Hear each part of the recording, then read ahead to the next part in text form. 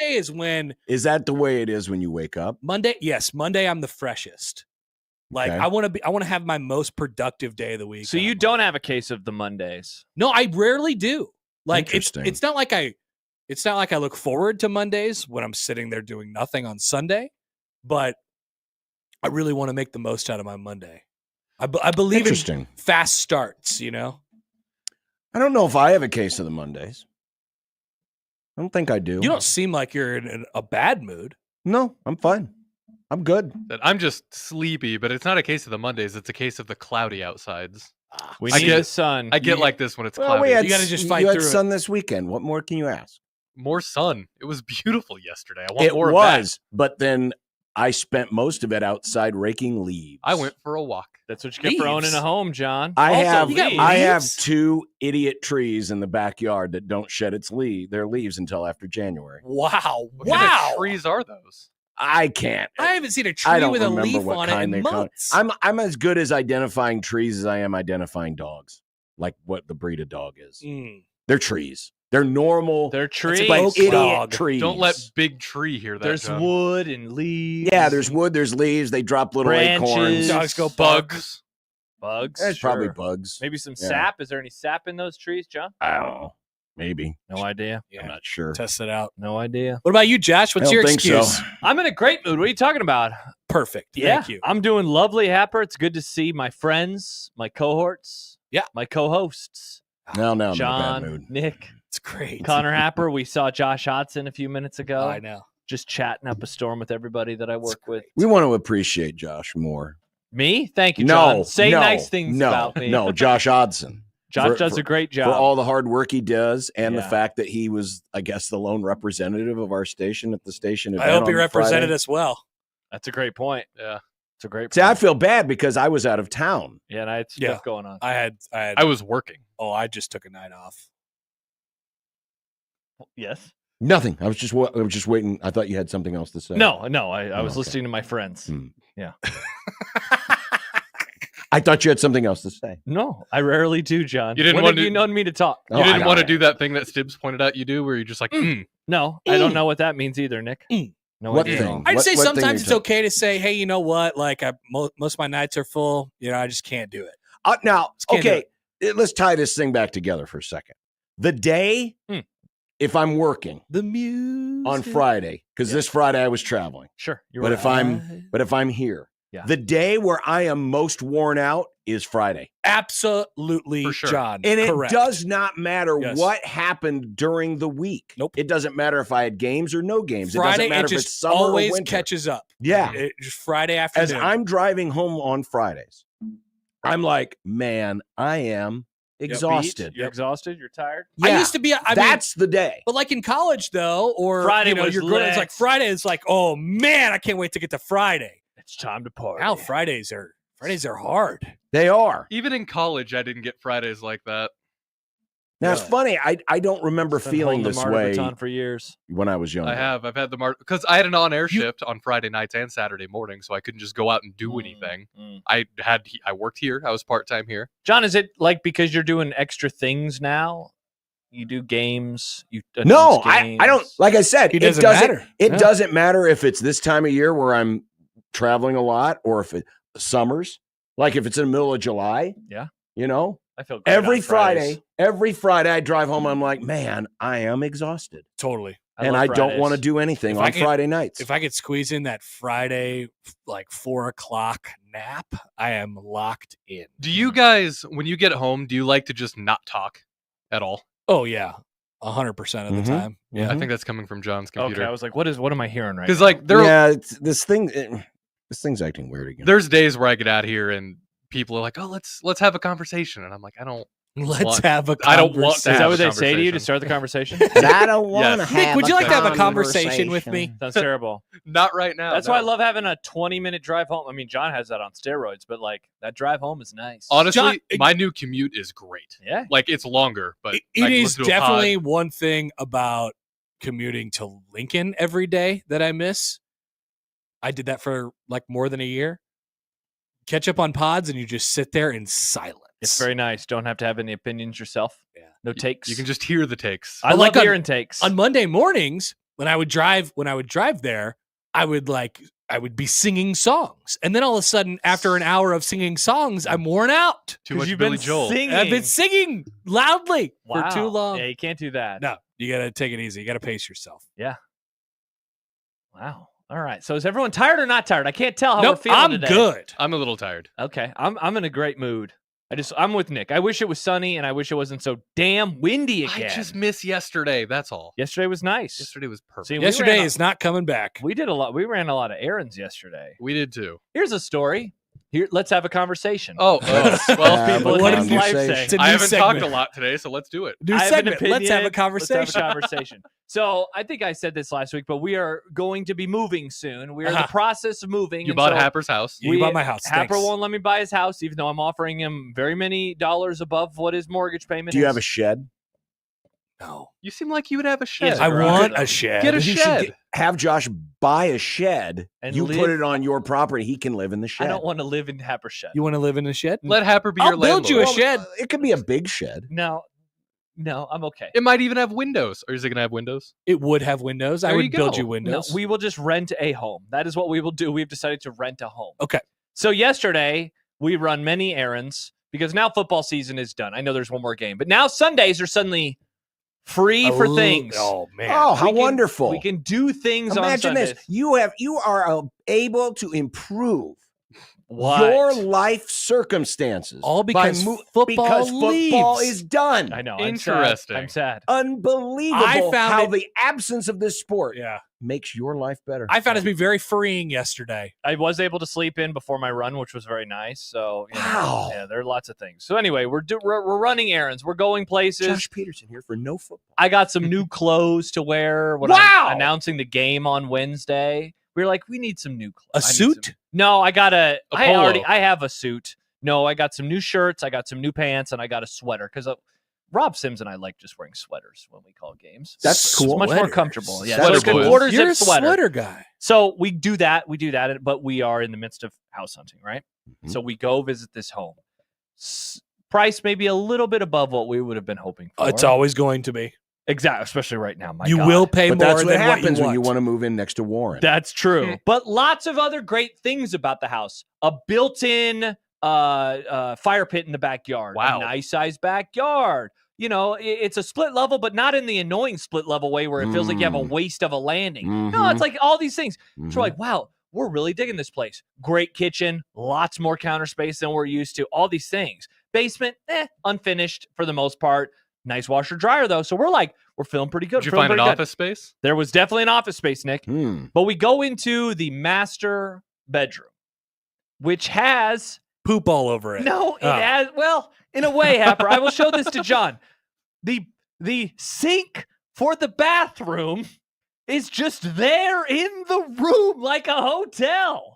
What? So you go into that's the toilet and Is that's that- the shower. It's like an Where's the entryway shower? to the bathroom. the Where's the shower shower? is in there to the left. So that tells. So you walk in where the toilet is and the shower. and the is. shower it's like is in there's that a other regular room. bathroom, Huh. except for the sink is on the outside. So- Correct. And this is the closet. This wall So is the where sink the closet is opposite the closet. What it Yes. sounds like to me Huh. is it was originally a place that had two closets, and then they're like, let's put a bathroom No, in here. I think it is of its era. I think it is one of those homes. It doesn't look like an old.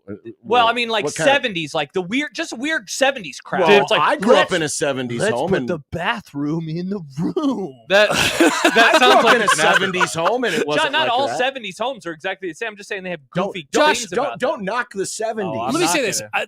that would not be that big of a deterrent, if at all, to me. I think I would be. I think I mean, it is just a sink. You're not Yeah. bathing It's in the just sink. weird. it is definitely Well, weird. sure. It's definitely And weird. there's carpet below. Like, that's just odd. Yeah, so the house So is off the list. You're canceling that house? It was All it was, because of that. Because Well- of the weird sink. and the basement sucked. The basement was horrible. Okay. It's a basement. You don't need to be down there. We like that's where we So want you to were- spend time. You were looking for problems after you No, found no, out no. the basement was bad. Built That's in, exactly what it No, was. built-in bookcase. So you know me. I was like, this is awesome. Books. Yeah. Backyard was sweet. A fire pit was sweet. Again, just this weird bathroom. And apparently a basement. Very strange. It's a bummer. The bathroom in the hallway, the hallway bathroom as they call them, Way better than the master bathroom. They had a built-in place for like a little cubby for your shampoos and your conditioners and stuff. Do you know this bathroom sucked? Do you know what place would not have that sink? Your house. No, Connor's shed. That's true, that John. Connor that you'll build. I'd rather Connor live will in let you have. On Connor his would land. build you a very nice outhouse. Would he really? I mean, you'd be building it, but I would build. I'd help. He'll make you pay for it. How much am I You spending? could stand out there and point and say, no, Yeah. not there. That's where the azaleas Other are. corner. Other How much am corner. I spending on this supposed I can't imagine. domicile? I can't imagine much. Just Okay. check Menards, Lowe's, and Home Depot and price. And we'll them. do that. Yeah, price those. Sean says, did the house have a toaster garage? No, it did not. It did not. So Well, Josh is bringing his own toaster. I'm bringing my own toaster, not the own garage. Remember the garage for the toaster? My parents have that. Where you just put the toaster in the garage. Oh, that's right. Text coming in says Super 70s homes. Yeah, this definitely. I mean, you that could make didn't have like a huge 70s vibe to me. Wow, this is so weird. Again, 'Cause that was our I've never takeaway. We were seen a like, home like that before. Yeah, well, I've been in many homes of many generations. This was the first for me too. I was like, this is odd. When I think of 70s homes, I think of, well, I mean, mostly the decor, like carpet on the walls and stuff like that. My grandparents have a bathroom with multiple sinks. Multiple sinks is a 70s thing, I think. Oh, Is no, it? I like Is that. it? My parents' bathroom has multiple sinks. It's sweet. I mean, I'm not saying it's bad. I don't you can think both brush your teeth and spit at the same time. Awesome. The first time I'd ever seen a bathroom with two sinks was in a hotel. I always feel like that's for nice homes. Is when I Yeah, see that's that. what I would think. My parents' Dwayne home. the Shout out to Rock my parents. Hudson Yeah. on the comment section. Yeah. Really good point about this home of yours Yeah, that you're not going to get. correct. So it's one of those you can do sink things while the other poops. You want to brush your teeth while your wife's pooping, Josh? That's a great point. I just don't brush if when she's she's in doing there that. Or if use the she's other in bathroom. there now you can. dropping a deuce, you can still brush your teeth. Nice, John. So I found this on the Netherlands subreddit. So apparently you're having the same issues as people in the Netherlands. what? The occupant could get ready for work, brush teeth, apply makeup without tying up the bathroom for the rest of the family. There We you don't go. have a family. As We late will as not be having a 1990. family. Mr. Banks is part of your family. Mr. Banks is Banks. Mr. does it- Banks What needs to use what the if bathroom. Mr. Banks is pooping? Well, he would be doing that outside because he's trained, John. And along the Well, lines of obviously Mr. he's Banks, not. If he was really I trained, just don't he'd be think this pooping is in that. the toilet. I don't think this is that big of a It deal. doesn't feel like this a is the deal breaker. only home we've gone to so far. I mean, if we want to circle back to it, we can. But You just said it was off the list. it's been on the market Yeah, for you many did dis- months, and you you know did what? I'm guessing a lot of disqualify people are like, "That's weird," and we don't want to live in this freakazoid house. No way. There is no way that's why because- people aren't buying Just, it. Happer, they tell you what to eat at a restaurant. You say, "Give me more, Daddy." Restaurant. You just take the house as it comes without any discussion. I have apparently. opinions. We bought a house. I have opinions on Well, said house. No, Yeah, but apparently if you're gonna analogize this to what Connor does, Yeah. in order for you to, you would have to change the house. I can't though. We rent. Exactly. It's harder. It's easier to change a menu option, which Connor refuses to do, than it is Why to change would a I? house. The Why chef would you? knows best. Wow, amazing. The builder apparently knows best with his stupid ass guess- bathroom. Why is that just don't think you stupid? should I like how disqualify John the said, "I've house. literally never seen a house like this," and so this is somehow normal, But even no. though we never see this. No, Just I'm not because saying it's it's not normal. normal doesn't mean it's stupid. I don't want- Yeah, you should we've maybe just bu- we've why don't just you- given you advantages. Why I don't you kinda buy want this this. house? Okay, To look, to I'll Jo- give you the address and you can go move there. to Josh's point, Yeah, because there's no sink in the bathroom, right? Or is there a sink in the no, bathroom it's and out of the door. Right. Yeah. So what I would hate is Here, I'll if show you the picture. Now. I have to wash my hands after the bathroom, I have to open the door and then do it. The Get it- door's not closed. It's your own Nick, house. here's what it looks like. Interesting.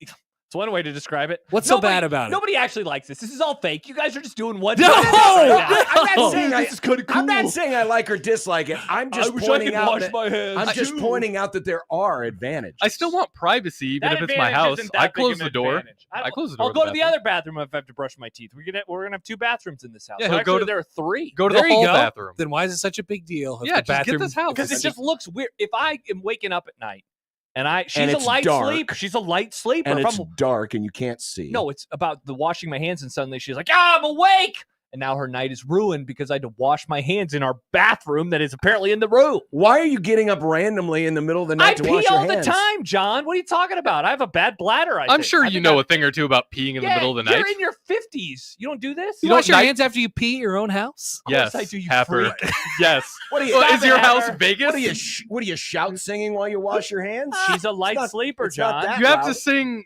row your boat 3 times when you wash your hands. What?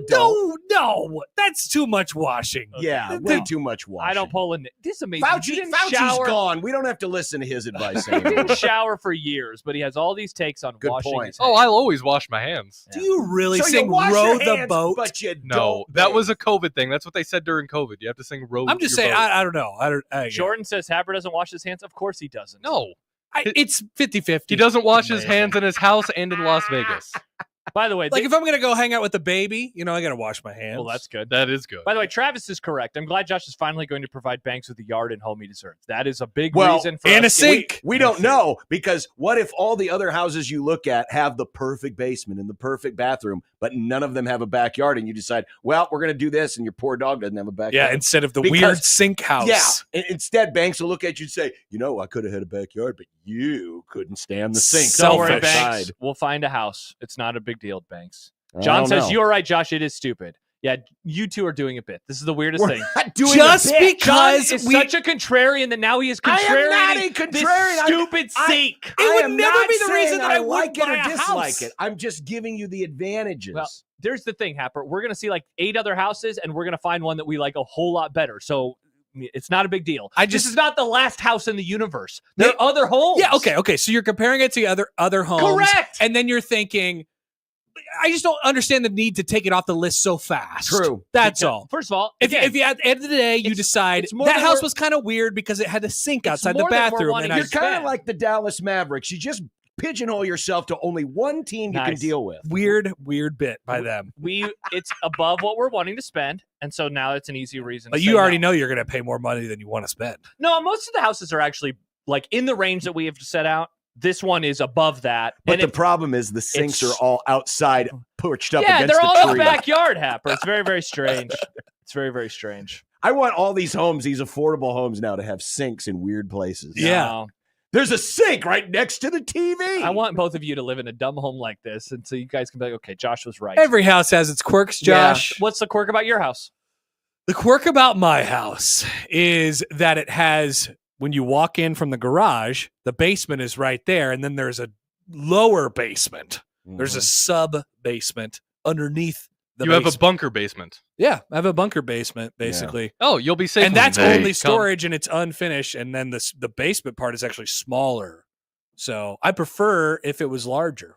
But that's not how the house maker made it, so I just can't do that. Also, you bought, and so those are some of the trades that you make sometimes. We will make trades. You'll make trades like This is a trade we don't Did want you to want make. to put the sink? See, we are. So how Rob- is this a deal breaker? The sink is on the outside of the bathroom. How is it a deal breaker? Because it's weird.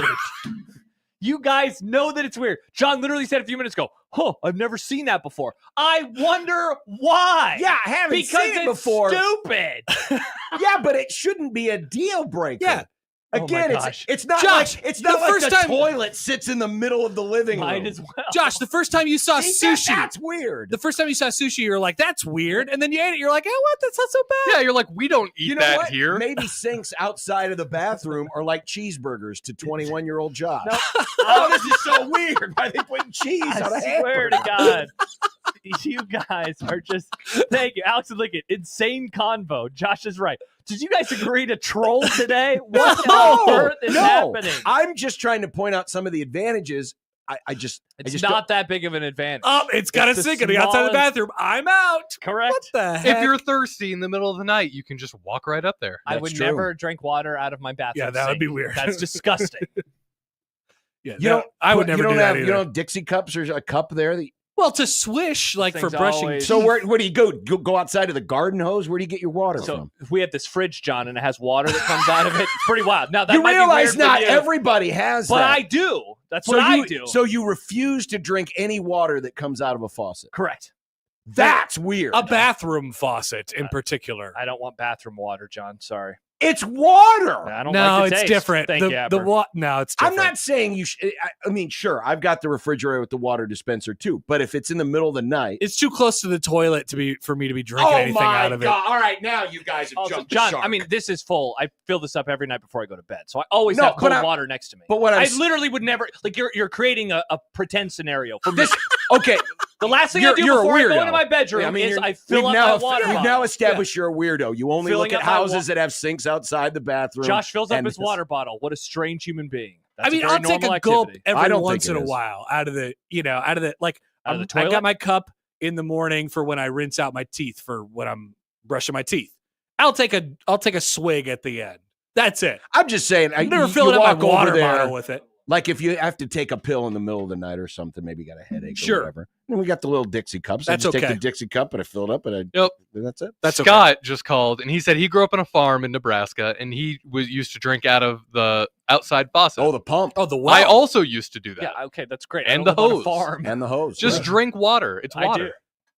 No, I'm not the one with kidney stones. I'm okay over I here. don't have kidney stones either. Neither do I. what's wrong? Kidney stones, boys. Yeah, exactly. You're gonna get kidney So stones. Dave brings up a good point. How do you What's rinse off your toothbrush? Yeah, put it in the sink.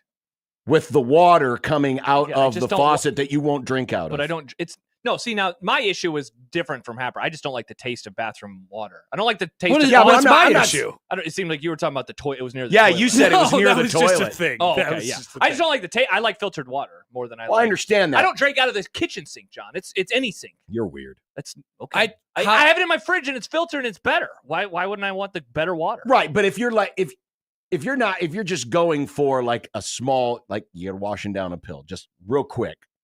That's fine. Got this Again, you're bottle. bizarre. It's pretty wild. It's always I there. always fill it up. I got it around me. I got I a little do. holster. I put it next to me. It's like I a do. gun. You know, some people don't fill God, up. I hate carrying around this thing all the time. Exactly. I hate love having- it. I having stuff in my hands. You know how some people don't like their gas tank to get to zero? That's me with this. Like if it gets to here, I'm like, heebie-jeebies. Got to put some water in. Wow. It's healthy. Water is good for you, friends. Every morning I get out of when I come into the Yes, building. it is. If it comes out of the pump, the garden hose, the faucet, or the refrigerator, Still AM radio. It is still it's still water. By the way, I'm not. I want to get this out there. We are not buying a home. We are renting a home. People keep saying it's your first one. Who cares? We're not buying this place. That's why we have a little more freedom to say no. It's not a big deal. Well, you have freedom to say no when you're buying, too. It's also not your Guess first so. one. It's also not my. Yeah, that's true, Nick. Thank you. I bought a home and I lived there for 3 months, and then That's why Happer wouldn't give you the discount on his. other things happen. Chance now wants to weigh in. Just Uh-oh. got here. Is elitist Josh anti-sink now? For my Interesting. water, I am. He doesn't want his sink to be Anti-sink. Out- Be careful, outside of his Josh. Big bathroom. sink is going to come for Hey, you. Chance, guess what building had a lot of sinks in it? Lot of my sinks. goodness. I wonder how many sinks were in that building. Wow, Nick. Many Probably on thousands. Google. I'm going to Google that. It's kind of hard to count. Jimmy says, love drinking water, but I have to pee every 2 seconds, which hurts my ability to work. LOL. I have a love-hate with water. Jimmy wants to work so bad that he doesn't like drinking water. No, he loves water, but he has to pee. That's what I'm saying. Oh, but then I guess it takes him away from his job. it affects his ability to work. I get- That's I mean, I part of guess- the. If you had to pee all the that's- time. That's the whole point of when you evacuate your body. You do have to leave what you're doing. That's to do Which it. is awesome. I love bathroom. I'm not breaks. finding I do any too. information about how many sinks were in the World Trade Center. All right, well, maybe you'll figure it out Maybe another next day. time. Surely there's an architect plan somewhere for that. I'm gonna guess 1,000. 1,000? Well, I'd How say many more, floors? John. Well, it was like 100 and how many floors were there? Like 110. Yeah, something like that. I don't know. I mean, we're Was talking it about 1,000 feet? Was it that only big? 100. We're talking about only 100 sinks a floor. Yeah, Gotta have more sinks. 110 floors. 110 floors. Wow, I did not realize it was that tall. I would say over 1,000 sinks. That's only 10. And there That's were only two 10 of- sinks a floor. And there were 2 of them. right, but I was It's just way more thinking than one 1,000 tower. sinks, John. Has to be. Oh well, yeah, it probably is now. Say, like- yeah, 30,000 sinks. I mean, it could. Yeah, Yeah, 30,000 sinks. that's a lot of sinks. A lot of sinks. Unless people in New York don't wash their hands, and I bet all of those sinks were outside of the toilet. Well, each floor in the World Trade there was Center. a bathroom for the toilets. then Oh, was there the definitely sinks. was. Then there was the sink room. They are Each separate. floor in the World Trade Center was about an acre. Damn. Good Yeah. Lord. So how many sinks per Acre? acre do you think you need in a tower in New York? I don't know. That reminds me, though, talking about sinks and toilets Chance? of the Denver airport, how one of the bathrooms now, it's like over by, well, you can see planes. Have you ever seen this airport? Oh, yeah. I love that bathroom. Wait, yeah, it's a What? good bathroom. Like there's So, a sink and then the mirror is outside. Yeah, you could just there's a See the big planes. There's a big window, but you can't see inside of the bathroom from the outside, but you could see everything. I don't trust outside. those. I don't trust those. I don't Kind want of like someone. our windows, but in reverse. I don't want someone rolling by, taxiing in their United flight, looking over, going, "Ha, that guy's pooping." But you're like facing the urinal points you in the direction of the window. So even if they could see from the inside, you can't, from the outside. The urinals are in a separate part of the bath. It's only where the faucets are, right? I thought it was the urinals were I thought looking straight out. Maybe. I thought it was just the this. faucets. I've not seen this. It's nice. Pretty cool. It's nice. Last time I was at the Denver airport, I went outside to the smokers patio and just stood there because They have a smokers patio. Yes. They do, because we Yes. went and looked at the mountains when we were in Denver coming home from Thanksgiving. Mm-hmm. Huh. Yeah, Only it time was I've like a ever been nice to Denver day. airport was at night. And it was like super clear that day. Yeah, it was I think I was coming home. Yeah, it was coming home from Vegas. Oh, man. That was like 2 months ago already. John would have been in Vegas for 4 more days. I after was that. there for 4 more days. Ugh. And you know what? Ugh. I drank sink water. Well, Nick, what have we heard? Mike is a plumber, Oh. and Mike. he says if you drink water out of your bathroom, you're dumb because of all the particles. Nice. And That's he what I'm also talking says about. big commercial buildings usually have about 8 sinks per floor, so 8 times 110. This is not. It's bigger than a You can't big have commercial you building. can't have an acre of a floor. That's bigger than Okay, the so Woodman. we can start at 8 as a baseline then. So Yeah. there's at least 8 sinks per floor in the World way Trade Center. more. Yeah. Way more. There has to be an answer to this question somewhere. Let's say 16. Let's say that there were 2 big bathrooms Okay. per floor. So 16 times 110, Josh. Oh, you don't want to do I the can't math? do math. It's 1,600 plus. There you go. That's a lot of sinks. It's a lot of sinks. It's a lot more. of sinks. It's more. We A got lot to of the bottom sinks. of it. I'm glad we answered that. Thank you, Mike. 15, 20,000 sinks probably. Yeah. And there you go. That's talking sinks. Well, So what Mike the plumber said was Josh and Happer are lead correct. more. He credence said to Josh anybody and I. who's a big idiot to drink water out of a sink the Yeah. same place with all the poop Okay. particles.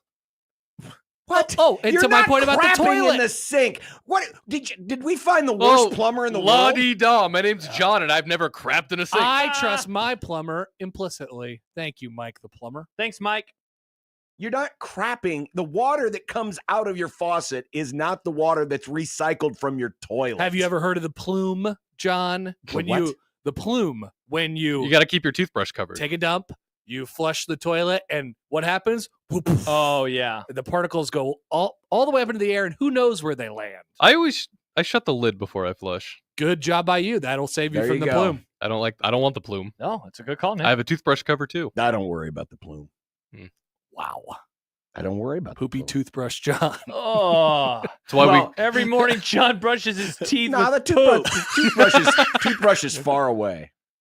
Okay, that's good. It's far away. I don't know how far the plume reaches. Even though the sink is in the same room as the toilet, See, now that's which the is dream, kind of John. weird. It's That's kind of a another weird positive. concept. The outside sink prevents your toothbrush from the plume. plume! We found another If I- advantage. John, we can trade homes then. You can have this stupid home, and then I'll take yours. You yeah, even but I would bought charge you a this. lot more than you could afford. Oh, would you? Yeah, We'll course. just do an even Steven trade. Maybe you could go Well, over and rake John's leaves. You have though, nothing. for rake some your reason You have in nothing to January. trade with. My rent. That's not a trade. You'll live in Omaha. You'll have a shorter commute to work.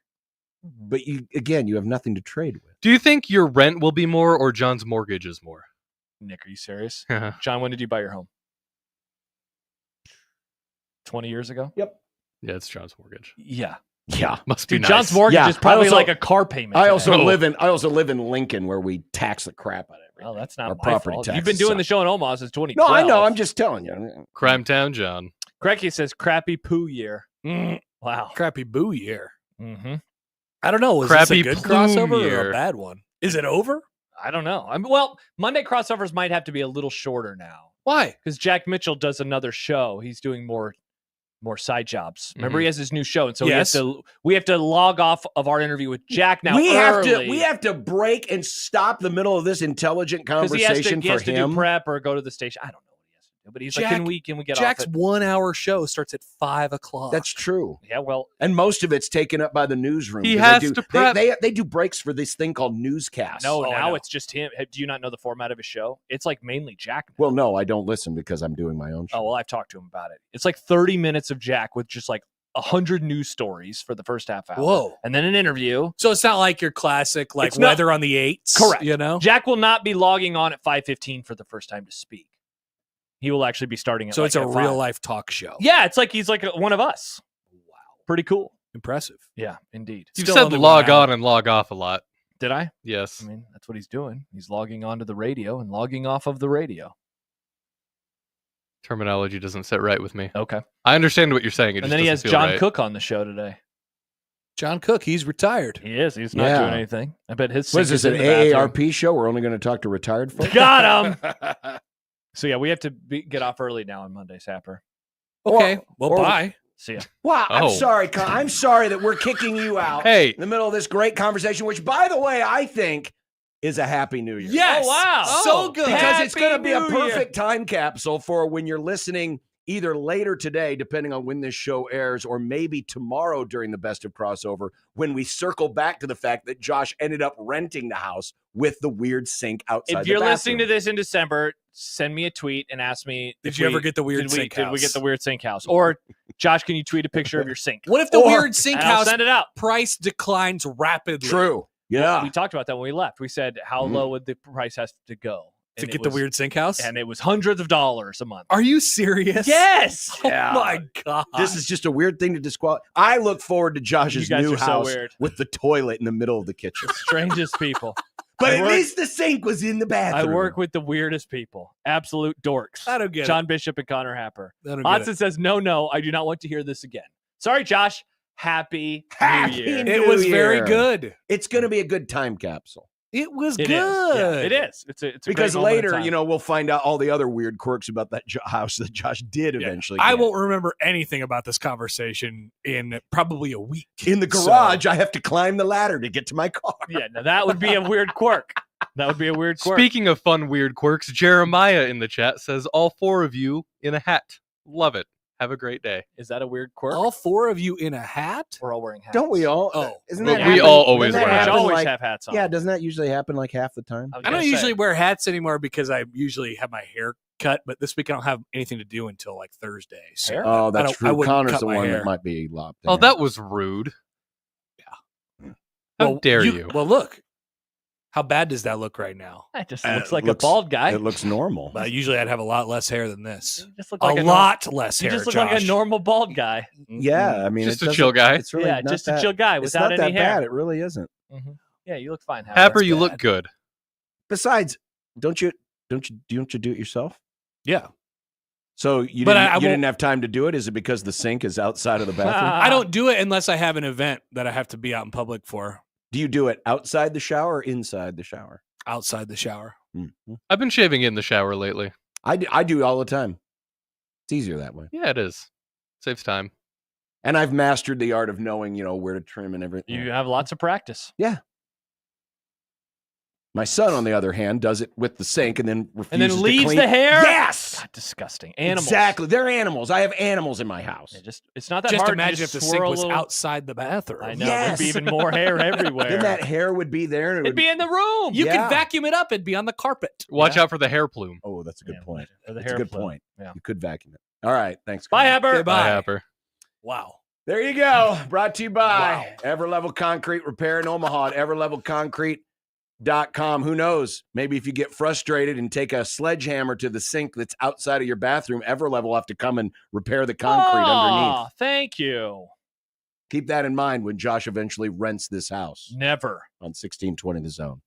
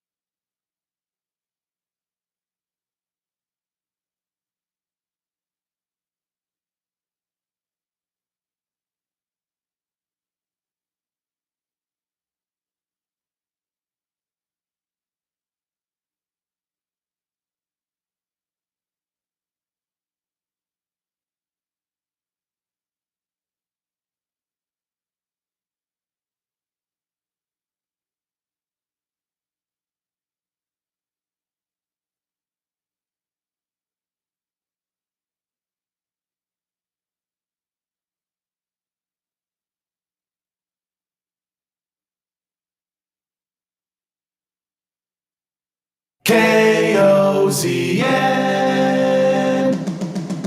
Unsportsmanlike conduct on 1620 The Zone. Husker Athletics, Creighton, and yes, UNO. Don't miss a moment, they'll give you your fix. They're on every day from 2 until 6.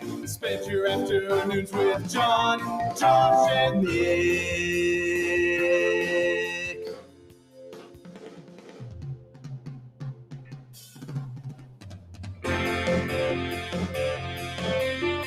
John, Josh, and Nick.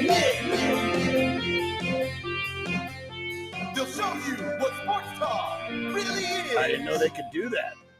I know, and give yourself some credit, Nick.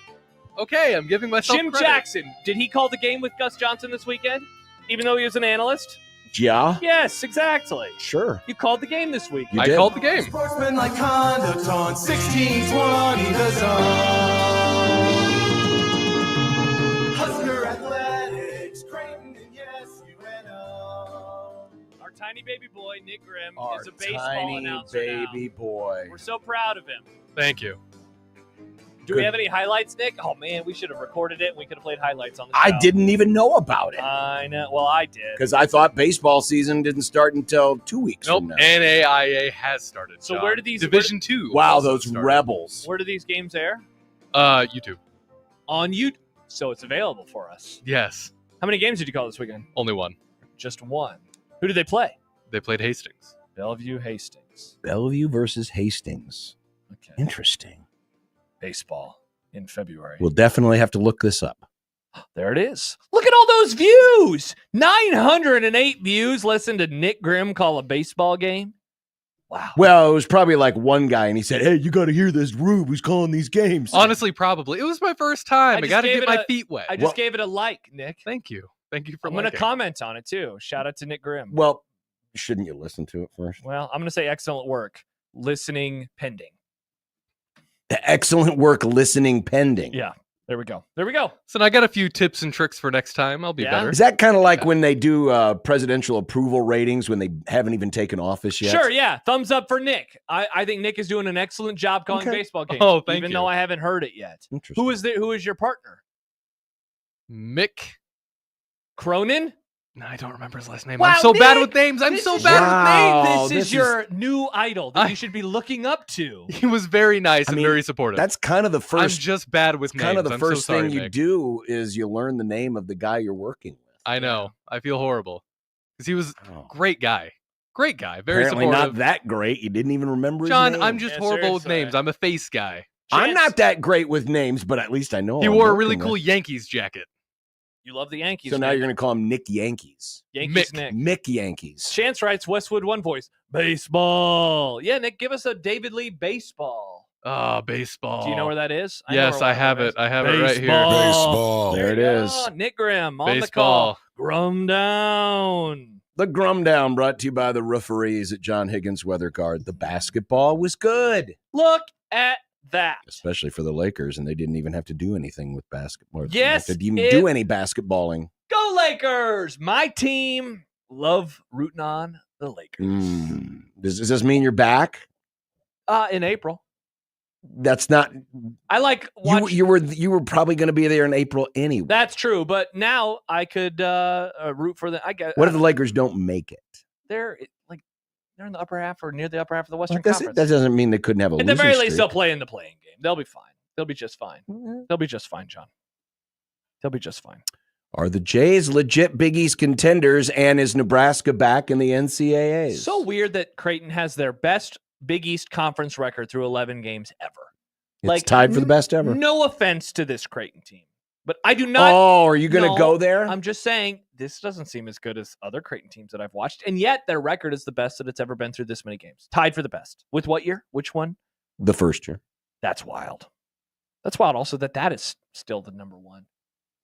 Well, it's a They've had some. I mean, I It's figured definitely- the Justin Patton. I guess what's his name got hurt before. yeah. 11 games. Watson in. got hurt early, and yeah. and then the 2019-2020 team got off to a slow start, and then finished January, February hot. Hmm. Hot. Two big additions over the weekend. Spindler and Eckler, which sounds like a really weird knockoff 80s action-adventure series. Spindler and Eckler. Tonight on ABC, it's Spindler and Eckler. It doesn't sound like a lawyer, what are they called? Well, no, it's like an action-adventure series. Yeah, it seems like more of a TV show than it's like Hardcastle and McCormick, except it's Spindler and Eckler. That's true. Hard to argue. Mick Krupski. Mick Krupski? Krupski. How can you forget a name like that? That's Seriously? such an... I don't know. It's a great name. It's not like his name is Bob Smith. Apparently it wasn't that great. You didn't even remember it. Mick, if you're listening, thank you. Wow. Had a great time. I'm sorry I forgot your name. By the way, make Husker special teams great again. I was wondering what that meant. MUSTGA stands for. Dude, make Husker special teams great again. MUSTGA special teams is garbage. Horrible. Poop. Jack Mitchell apparently will be here, but for a very limited time because he's doing a show where he's talking nonstop about all the news in 30 minutes. You can ask him about it. You can ask him about this new show. You used to work at that radio station. I did. So you know what that 5 o'clock show is like. Well, yeah, I had them do a newscast and traffic and weather and sports, so I didn't have to do 30 minutes all alone by myself. It's going to be different now. It's going to be a different show. Won't be as good as mine. Wow. Throw it on the gauntlet. Mitch Sherman of The Athletic. Nice. He was there at the press conference. He got the obligatory, "That's a really good question" response from Matt Rule. Shout out to Mitch. Obligatory? Maybe it was just a good question. Well, obligatory John. is in there's usually one every press conference where it's like, "That's a really good question." That kind of diminishes. Mitch got the really good question. That kind of diminishes the compliment behind that. Yeah, No, Mitch, it doesn't. I think your questions are awesome. Yeah. No, Mitch, you ask great Mitch questions all the usually time. gets that more than most other reporters. Wow, tough look for the other reporters. What if there's stats somewhere? How many times Matt Rule has said I've had Perhaps. a great You question? should keep track of this. I don't Nick. know. This is not to denigrate any other reporter. It's more to compliment Mitch Sherman of The Athletic, who's a regular on Mondays here on this program. Joins us every Monday at 3:45. And he doesn't put down any demands 3:50-ish. like our other guest does. That's true. That's true. Matt Rule is a man, and he's 50. Happy birthday, Matt. Over the hill. And he spoke Wow. this weekend, and we have some of that audio. Awesome. Aaron Schatz will join us from FDN Fantasy. It's Super Bowl week. What?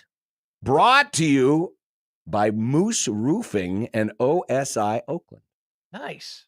Thank you for Super Week. Thank you for Super Week. Thank you for Super Week. Without you, we wouldn't have had it. It would have been just another football game. Just would have been a football game. That's what they would have called it. Just another football game, 59. That's true. Can you imagine if they still called it the AFL NFL World Championship game? I'd be surprised. I mean, because it's called the AFC now, so that'd be a little odd. That would make it even better. Yeah. That's kind of like having a sink outside the bathroom. Is it? Then why don't you have one? Unique, and one of those things that make people, it's a conversation starter. Would be. Hey, Dad, why do they call it the AFL NFL World Championship game when there's no AFL? I don't know, son. Yeah. Why is that sink in the bedroom? That's weird. I don't know, son.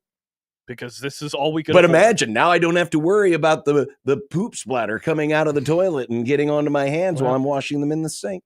Guess where we won't be moving? That place. I'm sorry, everyone wants Josh us to move prefers there. the poop on his t-shirt. Josh wants the plume. He wants the plume. Yes, I want to be like everybody else in this room right now. Does Myles Garrett know about the Super Bowl? Well, he's a Cleveland Brown, so no. Well, we'll explain. Okay.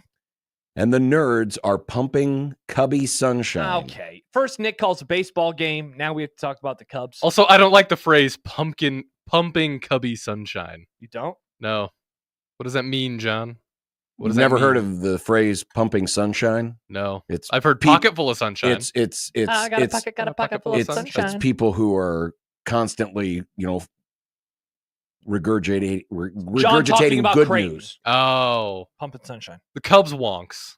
Honks? Are they honks or wonks? What did we Honks. decide? Honks. Wonks or I use them interchangeably. The Wonk Honk Boys. Honk wonk. 402-951-1620. It's a phone number. Is the phone number. Can we call it the plume hotline today? Sure, why not? Nice. The Plume Hotline. Hit us up there. Or it's totally normal to have a sink outside of your bathroom hotline. It really is not. John earlier. I've never seen that before. I had a friend who had a garage that had a sink in it. That's That's a way utility more normal sink. than this. Yeah. I like Way- utility sinks. Yeah. I'd love a garage that has a sink in it. That sounds awesome. I'd love to have a bedroom with a sink in it. No, you literally would not, John. I don't you know why literally not. would not. I don't know. if there was room for it. I don't like that there's carpet directly under it. They could Yes! have at least put linoleum Me there. neither, because it's all so weird. If there's Well, a the sink idea, leak, that's it's gonna why you get have really the sink. soggy. The sink, it's the sink catches all the water. You're not supposed to get the Unless water there's on a the pipe floor. leak or something, though. Then it gets Well- on the carpet, gets musty. Sure. You want a musty bedroom I'm sink? going to give you the address of this place, and you guys can reach out and maybe buy it. You two dorks can live together with your in Happer too. Oh, that could be good I'd video say- We can move content. the I- Zong Studios to I'm- this dumb house. I'm perfectly fine with this. You know what? One day when that magic moment appears, and the powers that be here at the Nerg Media move us into the palatial Suite 98 studio, dare I'm to going to dream. request that we have a sink put in there, Oh, Why? right next to the desk. How about we put it wherever next to where Josh sits? Yes. There you go. Then you'll feel like you're at home. No, I will 'Cause not you'll feel have a like sink in I your will bed. not feel like I'm at home. Oh, sorry, kids. Josh is asleep again because every time he sees a sink in his bedroom, he falls asleep. It's like a Pavlovian response. Pavlov sink. Pavlov sink. Cracky, it's amazing Josh is the sane one in this convo. It really is. He is not Sometimes sane. you lean into a bit so hard that you're an hour into the show and you're like, let's put a sink in the studio. And that's what's happened to John right in front of our eyes. No, I think it's cool to have a sink everywhere you go in life. I'd like a studio sink. Sometimes we get Imagine- food and then our fingers get greasy. Then we have to go to the bathroom to wash our hands. imagine Yep. if there was Like a so. normal human being, Imagine Nick. if there was a way that you could have a sink follow you around wherever you go. How convenient that would be. I would love a walk-in sink. It would also be strange. How would you explain that to society? It would It's be a sink and strange, it yes, walks. What but else do you then- have to explain? But then other people would see it and go, "Damn, I wish I had a sink that followed me around." Don't think so. Robo sinks are the way of the future, Josh. No, I don't think they are, Nick. Don't think they are. This can be the third movie that we make. The RoboSync? the first one is about the society without music. The second one, what was the second? Oh, the second one is Indecent Proposal about the kid who got the baseball card. Yeah. And the third movie can be about. It can be like the iRobot movie, you know, with Will Smith. it'll be iRobot 2. Sinks follow you around. I don't know. It's a working title. It's a working. It's a working We'll title. figure out the title. Where the later. whole premise hash it is the next generation of the robots have sinks in them and they follow you around and people are constantly washing hands. You know, if we would have had in 2020 a society With where sinks? sinks followed us around, would COVID have ever happened? Hard to argue that That's it a would. good John. question, John. Dave points out John seeing all the electronic equipment in the studio. We really need some running water in here. Yeah, and Nick, who wants to at some point lead Again, we're not FM putting- radio stations, like let's just put a huge thing of water in here. I'm not taking the water from the sink and just like splashing it all over the console. What if the sink broke and suddenly it's spraying Well, everywhere? I'm also trusting Well- the people who work inside the radio station to be what adults. if the sink breaks and is spraying water everywhere, Well, like in like those old But if movies? the sink breaks, it'll fall through because the But what if sink the- is no, the base and the Haven't catches you ever the seen a water. movie and the water's just suddenly spraying everywhere? Well, that's if the faucet breaks. well, what if the faucet breaks, John? Well, it'll get all over you because you're next to No, the sink. John. Because that's where we're going to request this. What sink. if we get a shower curtain and we put a You shower guys- curtain in front of the Yes, sink? we've had a shower curtain before. We've worked with the shower curtain. Dan says, hi, just tuned in. WTF is going on? Dan, I don't know anymore either. Josh refuses to think more broadly. Yeah. And, I thought you were open-minded, broaden his Josh. horizon. I'm not Yeah. open-minded. So closed-minded MAGA Josh refuses Close-minded about a sink. to even think about the prospect of a sink that is outside. You know the what bathroom. people say? Back in my day, we didn't have sinks in the Yes. studio. Hey, Nick, do you have a sink Sounds in your very studio familiar. right now or in your bedroom right now? No? All right. Well, that's just because the builders didn't put it there. Yeah. 1620 the sink, says Mustache Adam. I wish you were a sink progressive, Josh. I I really do. am happy that Yeah, I'm not. you should be a sink progressive. Happer texts in. I can't believe you guys kicked me out of the crossover just to have more of a crossover. You can also text us You can. Mhm. at 402-951-1620. JTech Construction's own Twitter feed is At available. JTech, if you ask them, they would build you a house and put a sink wherever you want it. And you know how you would pay for that sink in your house, John? With your Equitable Bank. I mean, not the inbox. Line of credit. Yeah. You got because And they sponsor the because inbox. the other banks didn't answer the phone on the first ring, but Yeah. Doug did. Doug will say, "Sure, Thanks, Doug. I will help finance your home with the sink outside the bathroom." And then he Thanks, says, Doug. sorry for that noise in the background. It's my office sink. It's my office sink. It's right next to my desk. No one ever talks about how weird it is that we have a random sink in this building, by the way. We do? Yeah. It's the one next to the coffee. It's just right there. You know what There's this just a is? sink This is there. like This is an office. See, this could be It's not that random. It's an office. This could be a movement, just like eating the candy bar with the knife and fork was a movement. It on wasn't, Seinfeld. though. It was. Everyone was doing it, and That's this is great. That's a TV show. I know. This is a very society. funny TV It show. was funny. Just like it'd be funny if Yes, you had a funny, but not normal. You guys are so weird. And then after you eat the candy bar with the knife and fork, you wash your hands in the sink. You know, Well, there. I mean, isn't that the purpose of eating it with the knife and fork so you don't have to wash them? Oh, good point. you know who I bet is on board with the studio sink? Jack? Jack Mitchell. Well, let's find out next. Well, he would actually have 2 sinks because remember, he likes to sleep in separate bedrooms. That's true. 1620 The Zone.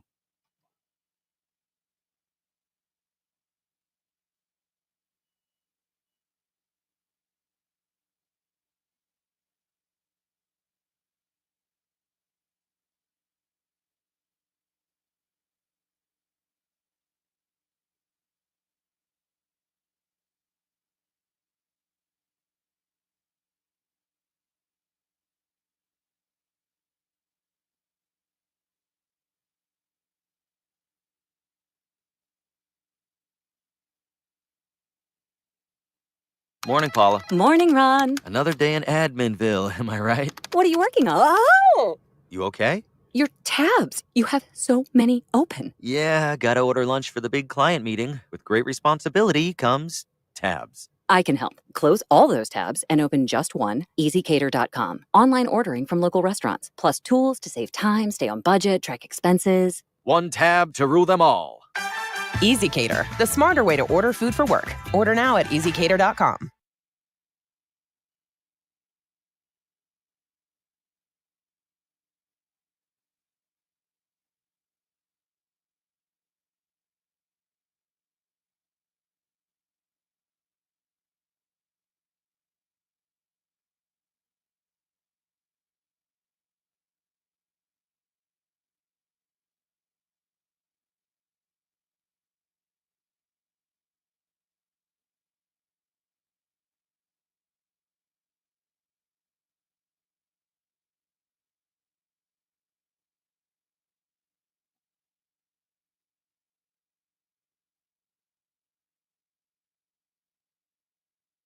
Transforming your home has never been easier with your home improvement company. How about this unbeatable deal? 50% off a window purchase, minimum of 4 windows. That's a deal you don't want to miss. Great energy savings, attractive windows made in the USA. Or maybe you're looking to transform your space. Save up to 30% off a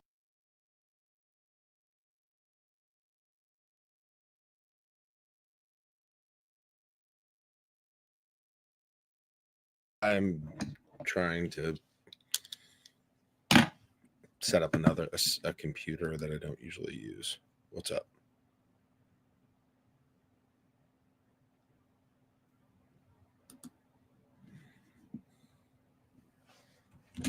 Why won't you turn on?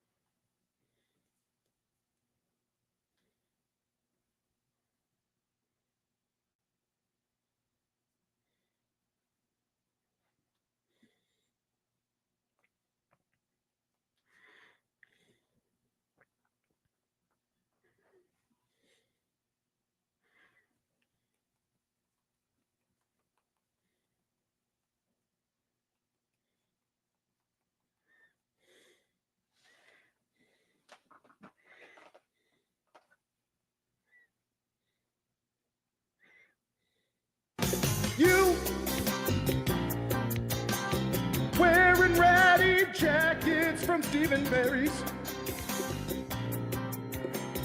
Praying one day Big Red will win the NIT. Ham is the water of meats. Ham the water of meats. Ham is the water of meats. Someone needs for Are you awake? I am. How come you're Jack, what's up with the angle? Yeah, you're looking down like Using a different computer because, of course, I got down here and whatever, one didn't work, but that's why I have a backup. So, What in the world are you wearing? oh, A Ford pickup shirt? It's a built for the sweatshirt. 90s, built for you, baby. That's awesome. That's disgusting. I love that shirt. It's awesome. That's a Ford. That's the I know, inferior but it's truck. cool. It's built fun. for the 90s, John. It's built for your needs in the 90s, okay? The things that you'll need during that decade. It's what it's built. This truck is built for. Do you own one? A Ford? No, all my cars are foreign. Oh, so you're going to go on a conservative radio station and do an hour long. This is why I'm wearing this all my around. vehicles are foreign vehicles. I don't believe in the United States. I'm just trying to get the feel. I don't know if I've ever driven a pickup. But that said, really, you've I'm never an- driven a pickup. Do you No, want I one? have. I'm You just or being not want funny. one? Do you want to, No. Jack? I'll let you drive mine. No, I have. Josh, have you ever driven a pickup? Of course I have. I don't know. Yes, Yeah, I a have. red-blooded I'm just American, John. kidding. Anyway, that was a joke. Jack, you start a new radio show in 2 hours. Are you excited? Right now I'm freaking out. It's a crazy. You're nervous about talking into Well, a no. microphone? Josh told me that No, you're not no. doing the traditional, news at the top of the hour, weather, traffic, stuff like that. I mean, that's the That's key false. to doing a successful show. Oh, I thought you were. I thought you weren't doing that. I thought you were. You doing lied to me. I suppose Jackson- next you're going to lie to me about this house. I that has never this said that. thing That's not outside the true. bathroom. Jack, I thought you were like 30 minutes, lots of news, lots of takes. I I'll am. give it all to you. I am, but we're not canceling the short newscast with our newsroom at the beginning. Wow. Can't believe Josh would lie to me like All right. this. Well, I apologize. All Jack, right. I think you're going to do Misunderstood great. I think you're going to be great. I Thanks. think I here's can a topic for your new show. Oh, Our mayor doesn't even live in Lincoln. Your thoughts? 402-9 or whatever. 479-1400. yeah. I was gonna That's still the Yep. number, right? That's what we're not going to do anymore. You Yeah, should spend the whole week on that. you will not have Our mayor you. doesn't even live in town. We can relate. There will not be a show where 30 people call in a row and say the same thing. That will not happen. We got enough of that in the Zero radio phone world. calls. Zero. You're Zero promising- phone calls. We do Zero phone calls. We do texts now on our show. No phone calls. I will not ask for, nor will I allow. That's weak. phone ass That's the stuff. dream, Jack. That's the dream, right You know there. how much Big Red Overreaction would suck if all we were doing was reading texts? Would it? If you got to pick and choose, would it? Would it? That's literally the star of the show are all the weirdo callers. Is it? Is Yes. it? Yes. Interesting. Absolutely it is. Wow, you guys out for canceling the American voice. No, I love the voice. This new show of yours is going to go great. I think it is, Jack. You're going to do an awesome job. The American voice can be heard. It's just got to be boop, beep, boop, bop, beep, beep, boop, boop, Exactly. like that. Yeah. Oh, while they're driving. Well, at least you'll have plenty of traffic reports. The whole listen. city of Lincoln will be on fire because of all the car accidents. Ask my kids. Ask Josh. I'm the king of voice texting. Ask anyone. I mean, yes, you do voice text, but sometimes the words are very confusing. That's the point. Yes. Yeah. All right. So, are you back in? Did they pull you back in? It's a Godfather 3 reference, Jack. I had haven't seen it. I had a lot of skepticism after the Illinois game, and just like I'm not gonna let myself. I need to see it. I need to see it for a longer period of time. So was Sunday a longer period of time? Sunday wasn't a longer period of time, but it was a more significant win than I expected them to get at all. So More significant than Illinois? a road game?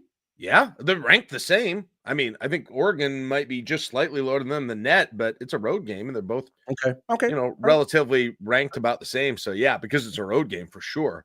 Okay, that's a big time 1A game. So, yeah, like yes, I am at I don't know if fully back in. Back interested in a different way. Yes, back looking at Bart, right? Back looking at bracket matrix. back doing the Jack February things that February Nebraska does, for whatever reason in the last few years. Jack, how frustrating then is it to look back and see what happened in the month of January? Like, is there a way that you can enjoy what has happened without getting kind of retroactively pissed off at the 6-game losing streak? Like, there's a little bit of that for sure, because it seems even more unexplainable now after you've seen the last 2 games. It's like Juwan Gary and Bryce Williams didn't become different people or something. And all of a sudden, in the last 2 games, and especially in the last game, they both played like Nebraska fans remember them playing when they were at their best and playing in roles that they played at in their best. It was just like 3 weeks of this upside down world where Juwan was shooting and trying to initiate offense and Bryce was passive. And it affected that. All of that was the most impactful thing, I think, on all parts of the game. So yeah, the answer to that part is it's like, boy, if that was there, what exactly happened? I still wonder if Bryce had some kind of an injury or there was something else, just because he was being so passive. Now, the other side of that is sometimes it feels like Hoiberg teams have to hit a certain low and then they make changes and they turn it around. And that's happened in a lot of years where they've gone with a different personnel or had to go with different personnel because of injuries. And they've made some change. And then, February comes, they're wearing different uniforms for February. And all of a sudden they look like a completely different team. By the way, those uniforms are dumb. Bad. I mean, the premise behind them, I understand. Yes. But they didn't look good, though. What does that have to do with celebrating Black History Month? I liked the other ones that had from the last few years. Yeah. Yeah. Well, and it looks like other teams it's just it looks like other teams also have the Adidas. There's a Miami one that looks the same that was posted on Twitter. Adidas is good at that. They're good at copying, other things that they do and just, changing the colors in the logo and then moving it on to the next one. I suppose also they usually wore the old ones. I think a lot of fans had a lot of affinity to because they might have liked them. Nebraska also played weirdly well in them. It's like the reverse surrender whites, but they wore it on the road though. So I don't know if there's a home one too, or I don't know what's going to happen with that, but no, I agree with most everyone that, no. Yeah, I was trying but to. Whatever. But on the other hand, the way they played, that's the only thing I want to see going forward. I'll deal. True. So you said last week, Jack, that they had to go 1-1 on the West Coast swing. They've now already picked up one of the other ones. Done. So of course now, they can't go 1-1 now because it'd be disappointing now. You're right. It'd be a huge disappointment. So how does it? Beyond that, though, how does it shape your view for the next couple of weeks as the competition does finally lighten up just a little bit after this really tough stretch? Yeah, there's still the bottom line is they were going to have to win multiple games that they were going to be underdogs in, and they got one. And I don't know if I would consider them. I'm not sure what Vegas will do at Washington. If Nebraska will be in, probably not now. But that isn't one of them. So they're still going to have to get a game, whether it's Michigan coming to Lincoln, whether it's going on the road to Penn State or Northwestern. They're still going to have to get a couple of those to get to a point which I think is probably 20 wins, where you feel some level of comfort and assuredness. And even that is probably not 100% there. But what they're 4-7 now, I believe, right? 4-7 with 9 games left. And so to get to that 10-10, you still have to go 6-3 to finish out. So the Washington game is weirdly big now, which is something you might not have expected, but it's crazy. Yeah, I just flashed up the different resumes just so we have a point of reference. But Nebraska's net is 50. Their Ken Palm is 44. KP, that's not the Pavelka ratings. That's Ken Palm. I thought Kyle Peterson. Or Kyle Peterson. And their Q1 is at 4-6 currently. Yeah. Most wins ever, tied for most wins ever now against ranked teams in a regular season. And there's still a whole month to go. No, right now, Jack. Do they have any more ranked teams on the schedule? Right now, it's 0, isn't it? Isn't it 0 ranked teams because Michigan's not in the top 25 anymore? Is that right? Well, Michigan is still in the top 25. They are in the top 25. They're 24. Okay, so you need Who else is left on Maryland? the schedule? Is Maryland's not ranked, are they? Is Maryland not ranked? Maryland, Ohio State. Maryland is not ranked. Maryland would be the No, other Maryland one. is ranked. They're 18th. Okay, never mind. Ignore the stat then. Great. Yeah. Isn't Awesome. that wild? I couldn't believe I had no idea that was true. Yeah, I had no idea until they showed it on the broadcast last night. Yeah, who? And Nebraska has now 4 wins over ranked teams, which ties the record for the most. It's a record that I was kind of surprised. And listen, I'm aware you don't need to tell me that Nebraska hasn't historically, people might not forget this, has not historically had a lot of success. But they've sucked? been really bad. They've not been turns out they've not been all that successful of a program historically. Jack, here's a potential. Hold on. Play the sports flash. Mr. Yogurt. Hey, did you know this? Your basketball Dannon. program hasn't been very good. You could save a lot of money on rev share if you just got rid of it. Hey, Jack, here's a topic for your new radio show. Yes. Nebraska's never won an NCAA tournament game. Maybe that's what you lead the show with today. Ooh, hot topic. No, save that for next week because all this week it's about how our mayor doesn't live in I Lincoln. forgot about that. Thanks for reminding me. Next week it'll be, hey, did you know? It'll be Jack's Did You Know? Did you know? Nebraska basketball never won a tournament. Topic alert. Did you know? No, yeah, we'll see. Thanks for the tip. We'll see if I start with that. Yeah. And the week after that can be Jack telling stories about how Nebraska's new special teams coach once tried to scare him at a football game. I was That's going to also say, true. Speaking of telling stories, Jack has some very funny stories over the years about Mike Eckler. Your thoughts on him being the new special teams coordinator? Listen, he's been a good special teams coach. He's gotten success. Nebraska's got to get better at special teams, despite some just weirdness, right? If Nebraska's punt returns are not as terrible as they've been for, it feels like most of my life now, that'll be worth, that'll be worth whatever happened between us in 1994. I mean, you do have to get him on the show and then tell the story and see if he remembers you running up there. No, I'm not going to do that because I did that once already, John. When we you weren't there. I was with Chris Whitney at the time. For whatever reason, you weren't there. Maybe it was after you left and we still did them, but we did one of our Thursday interviews with him, and I told him the story. And and the story about it, people don't know the story. Basically, when he played for Kansas State, and he painted his face up like Latimer and like did the mohawk and all of those. Latimer things. from the one movie, what from the program, which Josh has never seen. Correct. And he would just do like the crazy guy, and he didn't like Nebraska. Talked about it pretty openly. I think maybe there was some bitterness. He didn't get recruited from Blair, but nonetheless. He was kind of becoming a TV star at that point for having some big games on special teams. Mm-hmm. And he runs down the Nebraska section that I'm at the game, right? If you watch 4 straight Big 8, you can see a shot of Damon Benning stretching, and then you can see me in the crowd if you have that VHS at the game. Eckler comes over, and he Damon Benning stretching, and then you can see me. That's a sentence. Anyway.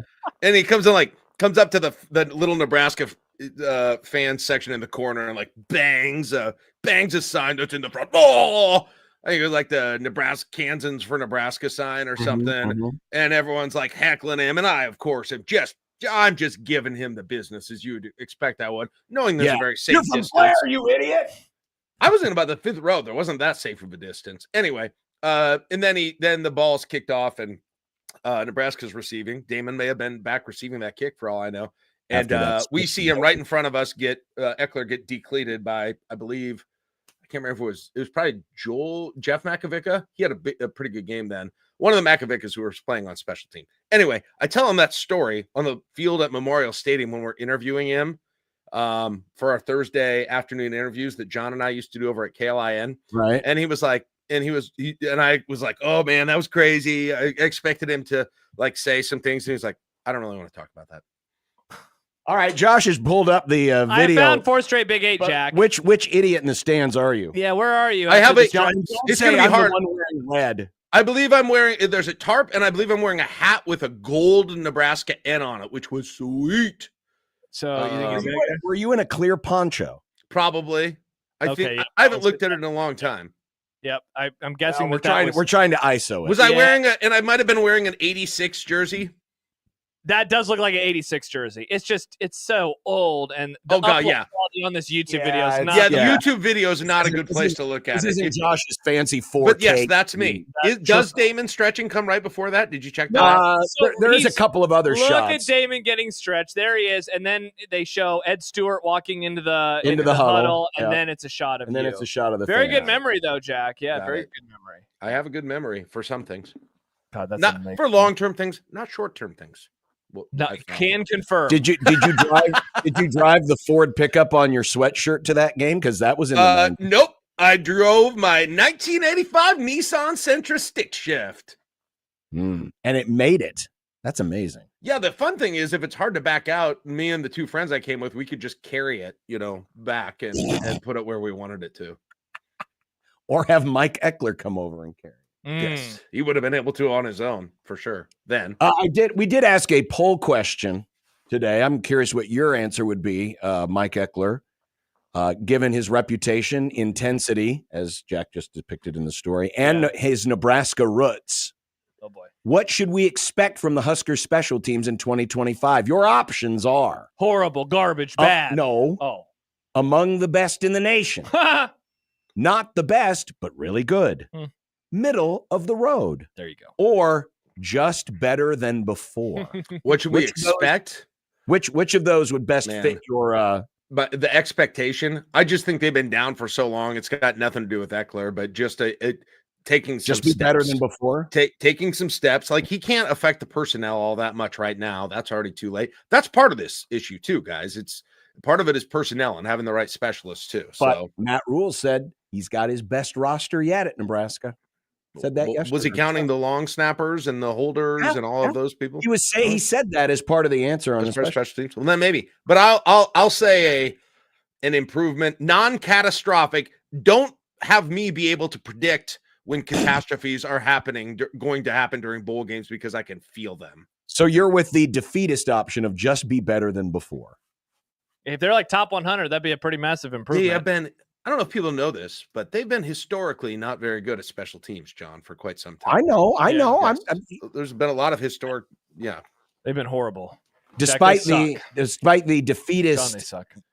formerly Cub fan attitude that this fan base has turned into, As they should. The just better than before option is the third lowest of the four. Oh wow! I do like that they've got a guy who.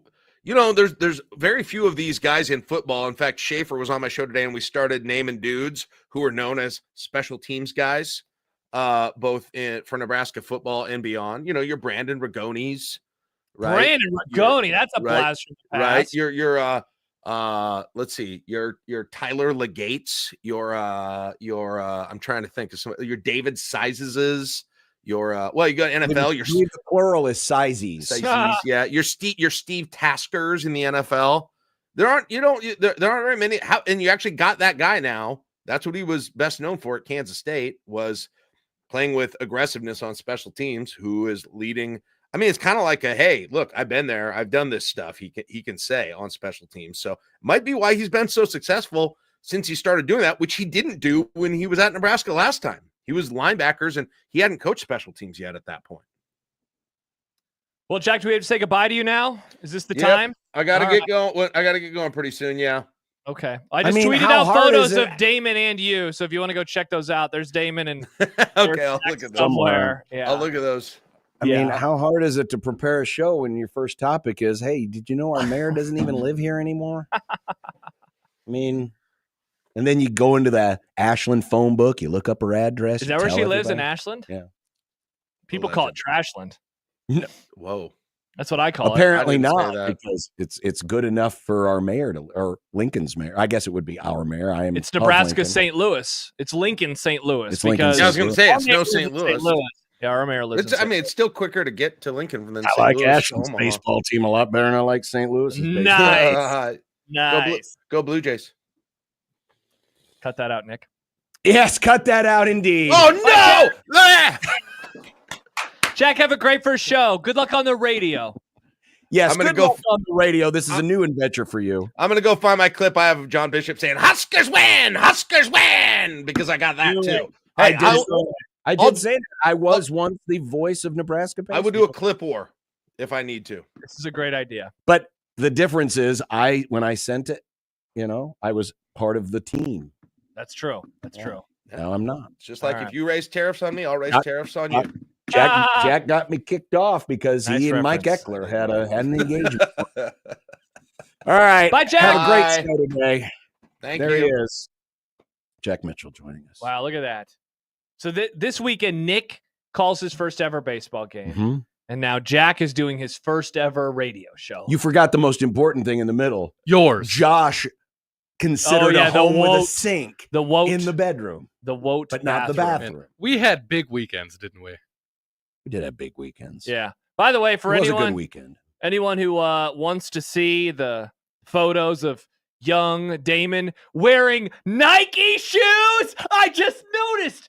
That's illegal, Damon. You should get fined for that. That's when Damon was they a young were spry boy. Apex back in 1994. Apex didn't make shoes. Okay, well. Most of the Huskers wore Nike back then. All right, never mind. And then we think this is Jack Mitchell right there in the middle We think. We're not sure. Yeah. Wow. 4th straight Big 8. Nick, that is how I learned about the history of the 1994 Nebraska Cornhuskers. And that's also how you saw Jack Mitchell before you knew Jack That's how Mitchell. I saw. My uncle Mark and Grandpa Dennis are also in that documentary. Can't remember which game they show up for, but they are there because they had seats in East Stadium at the time. And they also probably told you, right? I think it might have been I think it might have been the Oklahoma State game that they show up, and I recognize them. People love telling their family when they're in things. As a young spry boy. They do. Did you tell your family I'm doing a baseball game this weekend? I told my dad. Look at that. Pop, I'm doing a baseball game. Speaking of baseball, John, when we return, some heinous news from your and Nick's favorite sport of baseball. Gross, disgusting stuff. What, did they trade Doncic too? No. Though we will have to break down that trade in a segment all its own, Nick. An NBA segment in February. How fun is that? I think that's why they did it. So we could talk about Hey, it. you know what? That show in Omaha isn't talking about us. And when they do, their producer gets a cops and attitude. So you know what we need to do? We need to gimmick a just bizarre, stupid trade. I do have takes on And the NBA did it. It was a great Say trade. this, Go Commissioner Lakers. Nerd, he might not know a lot about how to play basketball, but he sure knows how to promote the He basketball. knows how to get Omaha radio talking about it. I do have takes on the trade. There you go. John, this is a great opportunity for you to talk about one of the topics of today. Yes, it is. Because if you would like to have a sink outside of your bathroom, I don't know if your home improvement company is going to do exactly that, but they can transform your space and transform your bathroom. Save up to 30% on a bathroom remodel. Imagine turning that bathroom into a spa-like retreat. Now, again, I cannot vouch if they will put the sink outside the bathroom the way Josh likes it.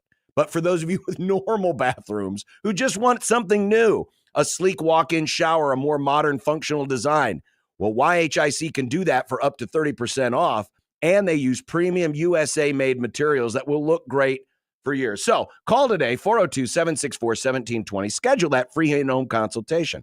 It's a limited time offer you don't want to miss, and great financing plan, no money down, no interest, no payments until 2026. So let me repeat, save up to 30% off a bathroom remodel. Call 402-764-1720 right now. That's YHIC, 402-764-1720. You're going to love the difference with your home improvement company. Go to YHIC.com and find out more.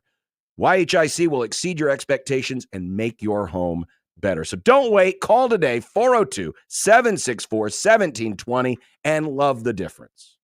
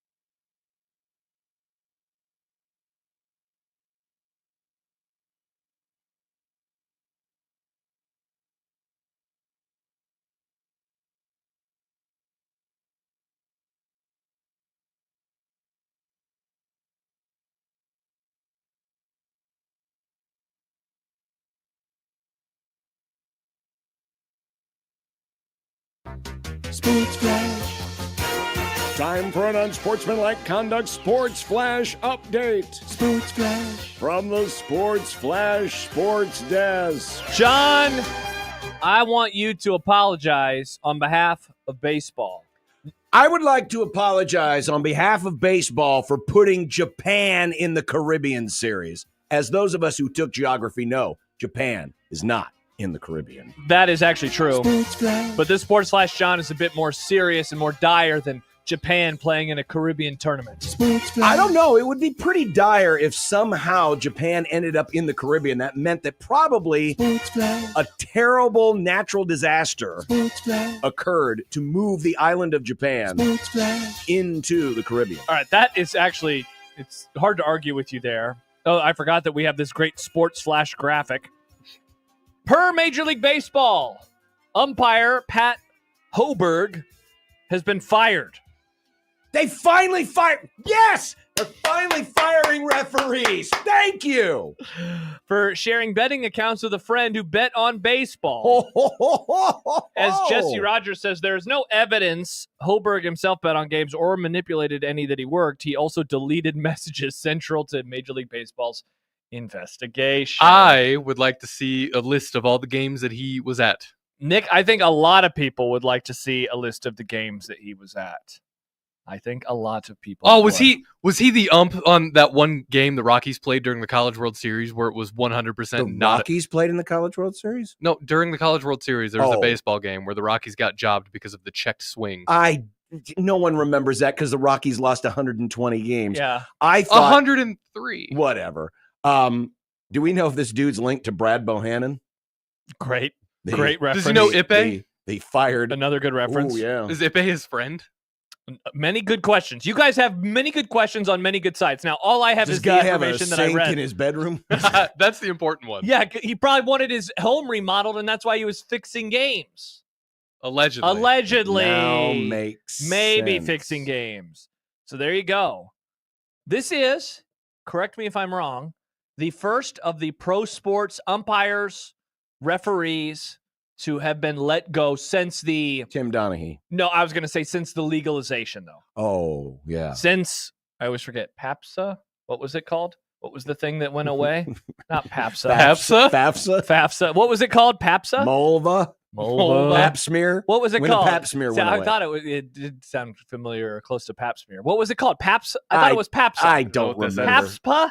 Whatever it was. But just say when the Supreme Court. Let's do that. When the Yeah. Supreme Court legalized gambling. This is the first time since then, Oh, right? Sales Josh says he remembers that Rockies game. Of I was course talking he about, does. John. Sales Josh, Because he's a the sicko. Friday before the first round of the playoffs, he goes, hey, I just want to let you know, Broncos might get it done this weekend. And they did not. He always does this with everything.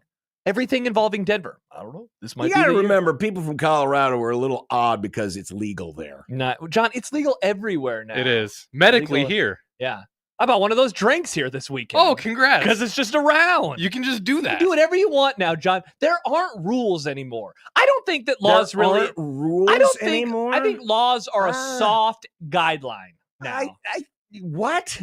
Seems like it. People go to jail and then they just get let out of jail now. It seems like it's happening. Did you just send out coded message to the hiding members of the murder cult saying, "Hey, there's not any laws anymore"? I have zero friends in a cult.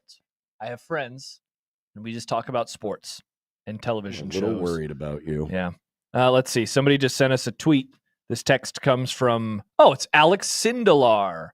So let's see. He was on the, wait, never mind. So there's this thing called umpire scorecard. Yeah. It looks like he did a really good job. Allegedly. Well, it says he got a perfect game. Okay, well, umpire scorecard also said Angel Hernandez did very good jobs. Oh, interesting. All right. I don't know what the purpose is. It feels skewed. Oh, here it is. Yeah, Sindelar says he called a perfect game in the World Series 2 years ago. So he did a World Series game.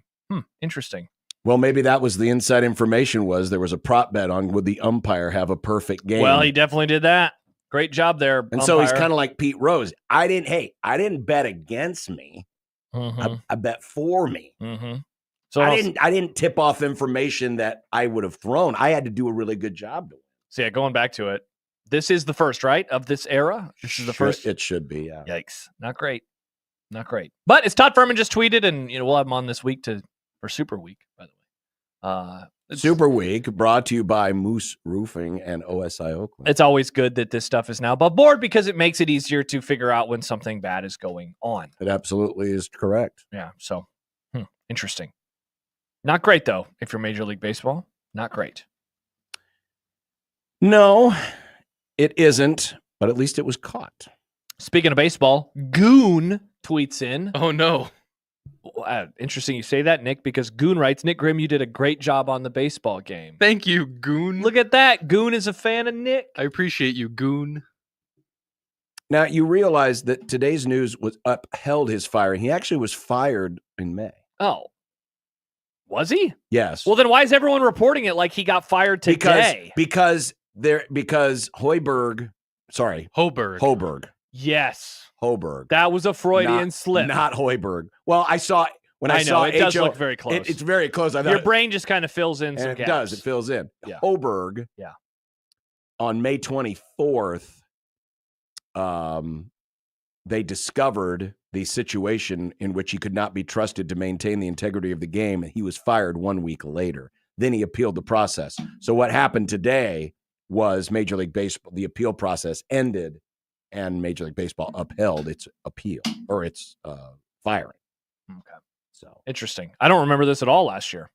Yes, I don't either. I don't either. I would have figured we would have talked about it with Mike Farron. Yeah. Soon to be regular guest Unless Mike Farron Farron. was the Don't you say that, Nick. It was a joke. Don't it was a say joke. that. It was a joke. Farron wouldn't do that. It was a joke. Can't believe you would say that. It was a joke. Can't believe you would say that. Joke. Well, coming up, we've got Mitch Sherman. Nice. We'll talk about what Good Matt Nick. Rule had to talk about. Mm-hmm. But coming up next, the basketball got off to a good start on Saturday. Nebraska basketball and Creighton basketball are good. I mean, people have been saying that. They yes. have. I've seen it on the internet. They have been saying that. 16-20 the zone.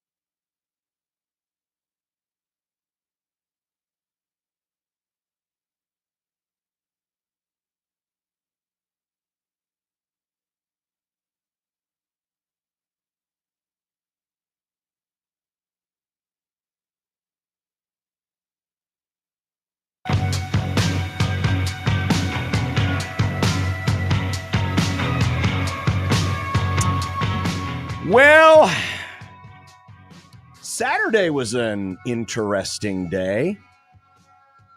Here's how it sounded as called by someone who has never owned a home with a sink outside of his bathroom. No more timeouts left for CU. Green has it. Green looking, gets it into Ashworth from the corner. 3 on the way. Yes, sir! 5.8 seconds left. 62-60. And that hit off the glass. That ball from the left corner nicked off the glass and banked in for Stephen Ashworth's third 5 points bank three-pointer of this second half. Who was that? That's Marcus Blossom. I was wondering. Who was sitting right next to me. Very nice. Should have given him a microphone. Who earlier in the game knocked me into the guy I was sitting next to. Because there was a play a couple minutes earlier in which Jemiah Neal got a putback and gave Creighton a lead. And it was one of those plays that was really exciting. And as I was kind of standing up, my foot kind of got caught. And Marcus is one of those guys who's like Nick Baugh, where if something exciting happens, he's punching he kind of you, leans on you. And Marcus is yoked. I mean, he lifts his weights, and he leaned into me, and I just stumbled. The poor guy who's doing the stats for TV was sitting next to me, and I fell into him. It was that kind of game. It was that kind of game, but that was Correctly, Ashworth couldn't make that shot again if he tried. That was unbelievable. Not just that he made it, high off the glass, but that it had followed 2 straight horrible possessions from Ashworth. And then he totally redeems himself. I totally redeemed with myself. the craziest shot. I mean, not that I've ever seen. I've seen ridiculous shots before, but that is certainly up there. Well, that high off the glass from that angle, unreal. Yeah, to hit off basically the upper, as you're looking straight at the basket, the upper left corner of the glass. Yeah. And just took that. I mean, it's like a trick shot in pool, Now, you could practice that a billion times. Seriously. And probably not hit it again. Seriously. And afterwards, I asked Steven about it. We were on the bus. The first look, I thought we had Kalk, and I thought that was the play we were really trying to go to, is we were trying to get him a lob there to put it in. And then when I was able to hit Dixon and saw that my guy stayed, I knew that if I popped out to the corner that I would be open. And so that play, my shot's really the secondary action, and we were able to execute that. And I knew that once Dixon started following Kalk and my guy stayed, I was going to have the shot, and it went in. Have you ever banked in a 3? Yeah, I've banked in a few. But probably traditional, like right off the square. Yeah, from like dead center a little long. I almost banked one in earlier in the game in transition. It was a little long and felt good and almost kissed it off the glass. But that was maybe the first or second of my career off the top of the backboard. Never seen it before. I've been watching basketball for, 30 years. Never seen that before. I think I've seen something kind of similar, but certainly not in a game do or die moment. Yeah, do or die moment where, sometimes, you just get a weird carom sometime in the middle of the game, but not in a spot like that. And as I saw it, it surprised me. Because when it came out of his hands, it was like, it doesn't look. It looked like he was just gonna just completely overshoot it. Right. There's gonna hit off the backboard, but it was going just slow enough, right, that it was just a nice little toop, and then falls right in. And it fell right in. Yeah. But like you said, it followed a couple of bad sequences where the Jays turned it over. Live ball turnover leads to a dunk, gives them the lead. Yep. And then, air balls in transition, the first 3, and that's really the play of the game. As much, we'll talk about the shot because it was such a weird trick shot. But the play of the game was Jason Green falling out of bounds, calling the timeout. And there apparently was some controversy, according to at least Twitter. A few folks thought it was a bad call, but it actually was a heads-up play because this was something that you used to not be able to do it. But last year they basically put it in the rule book that said it is And Nick, it sounds like it's being robotic, so we're gonna working on it. Sorry for those in our YouTube stream. We'll get that fixed momentarily. I did not think when people were saying that was a bad call that it was because he was going out of bounds. I thought it was because it didn't look like he had possession of the ball when he was calling. Well, certainly. Because that's what I thought. I thought Creighton got away with one, not because I thought you could call a timeout while going out of bounds. I never knew that this was even a rule to begin with. Mm-hmm. I didn't think he had possession. And I was surprised that they allowed him to get the timeout in because I didn't think he had possession when he called it. You know, in terms of like a catch, the ball was still moving in his hands as he's trying to get the timeout call. So I was surprised that they gave it to him, but I thought, of course, you can call a timeout while you're going out of bounds. Well, I didn't realize that was a new rule. I thought that rule had been around forever. No, well, I think they took it out and then they put it back in. So that's what I thought. So because no one was saying why they thought it was a bad call by the refs. So I was just assuming everyone was in agreement with me. Like, yeah, he didn't establish possession of the basketball. Well, here was Jason Green. I asked him about it afterwards. I remember, I think it was last year, they always bring in Big East representative to talk about any rule changes. And there was a rule change where you could call a timeout if you were in the air as long as you had possession of the ball. And thankfully, I remembered that, so I called a timeout because I didn't know who to throw the ball to at the time, and thankfully the ref gave it to us. Have you ever had a play like that before where you called a timeout falling out of bounds? No, not even in practice. It's the first time I've done it, so it's a good time for it to be the first time. I saw different opinions about whether or not he did have or didn't have possession of the ball. The thing is, with a play like that, it's such a bang play that and it was down at my end of the floor, and I recognized the referee acknowledged the timeout. I thought, wow, that's a great heads-up play, because that's normally not a circumstance you would think in a bang moment like that an official would just instantly think to. But obviously he saw either the signal for timeout or him yelling timeout. But the fact that the decision came that quick, it never even dawned on me if there was possession or no possession, or if it was that close, because it happened. So it wasn't like one of those where the official sat back and had to think about it. It was just like, I saw that. Sure. Grant the timeout. But either way, it was a wild finish. And these are the types of games where they're exhilarating when you win them. I could only imagine what that plane ride would have been like if it had gone the other way. Right? Because they did have the lead. They led most of the game, even though it was a close game. They did lead most of the game. But how you gave it away with all those turnovers. And so it feels like you got away with one. And suddenly you are 9-2 and 16-6 overall with a 7th straight win, and a game where, I mean, there's a very real chance where that shot is off and they lose, and it's like, man, like you said, literally throwing the game away at the very end. Mm-hmm. And instead, it's another win, and it's just another game in terms of, I always like saying that these things are math problems, right? And so the math works out now in their favor because it's another game in the W column for Creighton. It's another win in the midst of this incredible streak that continues to astound me. Going back to what I said earlier on in the show, I can't believe that this is now tied with the first Big East team for the best start to a Big East season that they have ever had. And that's not trying to take away anything from this group. It's just I feel like I've watched better Creighton teams, and that this one is able to match the best start. I mean, they're winning, as we talked about last week, in a variety of ways. After winning a game 86-77, they win this one by scoring 62 points. Like that, if that doesn't show you. Just compare this one to the first Villanova game. 100%. Which was a very offensive game. And that was 86-79. But both teams made some adjustments to their plan, and to their credit, they both worked. Jason Green, for as much as we talk about, the timeout, the real star was in his defense against Eric Dixon, who has been absolute kryptonite to Creighton. 20 points in 6 straight games. He scored more points against this team than he has against any other Big East team. He's hit more threes against this team than in any other team by a large margin. Mm-hmm. And remember, he's not really spent any long time away.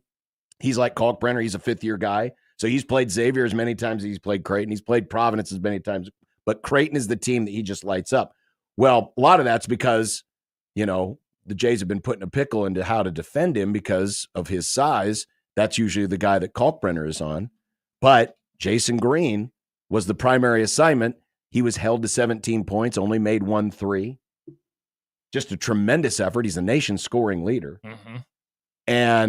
And so, yeah, it was a very different game from the first one. Mac mentioned something afterwards, to win a game when you only go 6 of 26 from 3 and commit 18 turnovers, you've got to be doing something else right. Mm-hmm. And the right was their defense. Their defense was really good. I mean, one of the reasons why a third of Villanova's points came off of turnovers. That's incredible. A third of their points came off of turnovers. And it's not always like the last or the second to last play where it's a pick six turnover. Some of them were dead ball turnovers. But just the idea of, hey, if we would have gotten off a shot instead of turning the ball over, how much different this game would have been. 100%. But I looked it up over the weekend. The number of times that Creighton has shot less than 25% from 3 and committed 15 or more turnovers. They committed 18, and they shot 6 of 26. What is that? That's it's basically 20. That's 23%. Yeah. How many times they have won in those circumstances? They have won 7 times, losing 10. So it's actually a better record. I was going to say than you that would way. think. Yeah, it's not what I would expect. But only 2 on the road in true road games. They Interesting. beat Georgetown 3 years ago, which was not as good a team. Yeah, I was going to say bad. And they basketball beat team. Villanova on Saturday. And the last time they did this, last time they had a game like this and won was the San Diego State game in the NCAA tournament in 2022. Oh, wow. They only shot 2 of 14 from 3 and had 20 turnovers. But the difference, San Diego State, I think, had 17 turnovers in that game. Mm-hmm. So it was a sloppy game. Oh, yeah.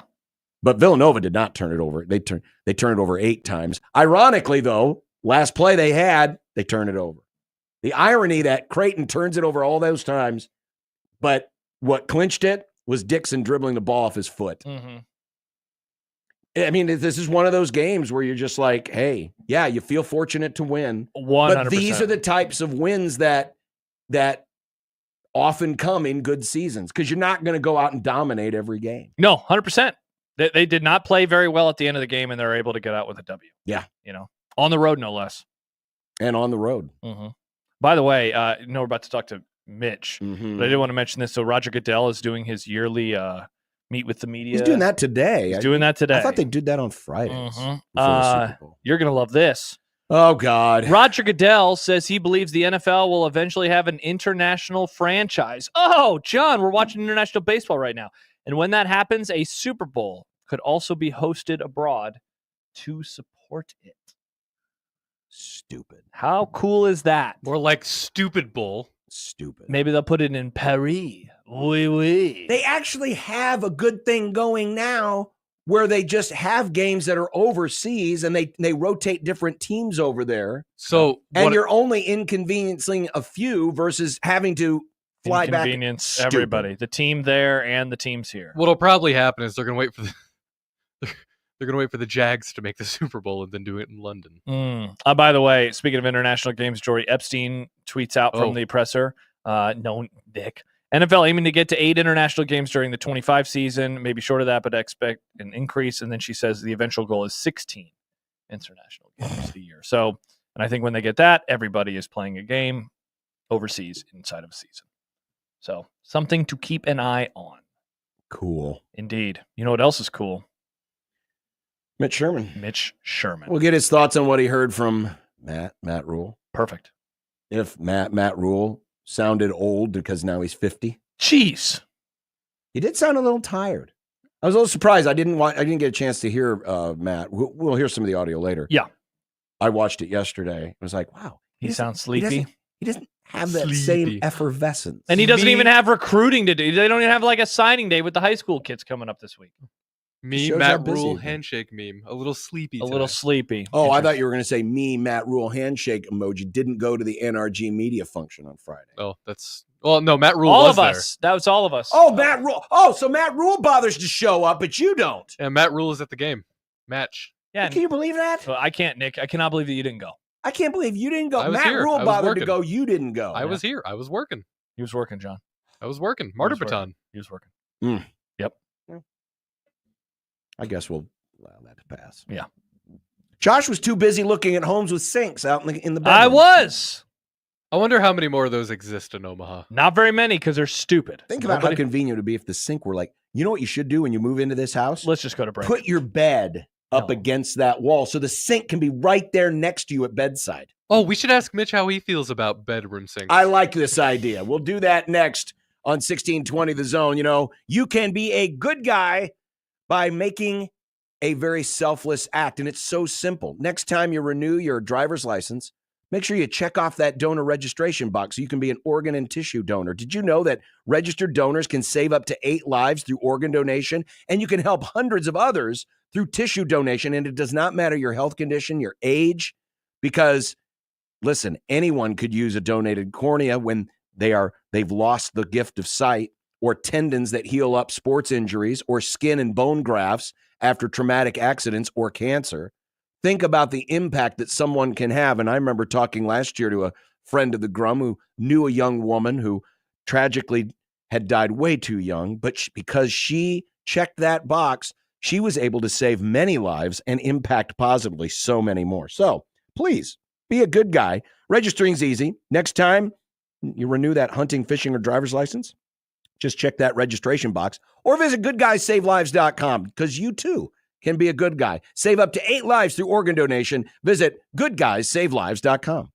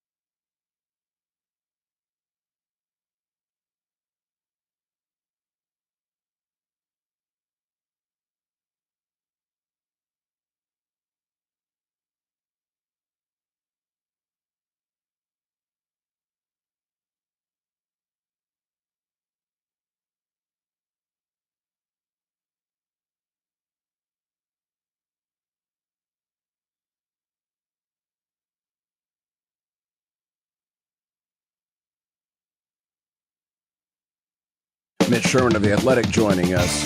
Hello, guys. The intent that he had in putting this staff together will overrule all of that, no pun intended. Yeah, you've got to get bigger and bolder every time, right? Call Mitch. Call Mitch. Call Mitch. Call Mitch. Mitch. There's so much advertising in this Caribbean game, I'm having to look up all the sponsors. This hot sauce looks pretty good. Oh. Salsa Hoi Choi, Huico.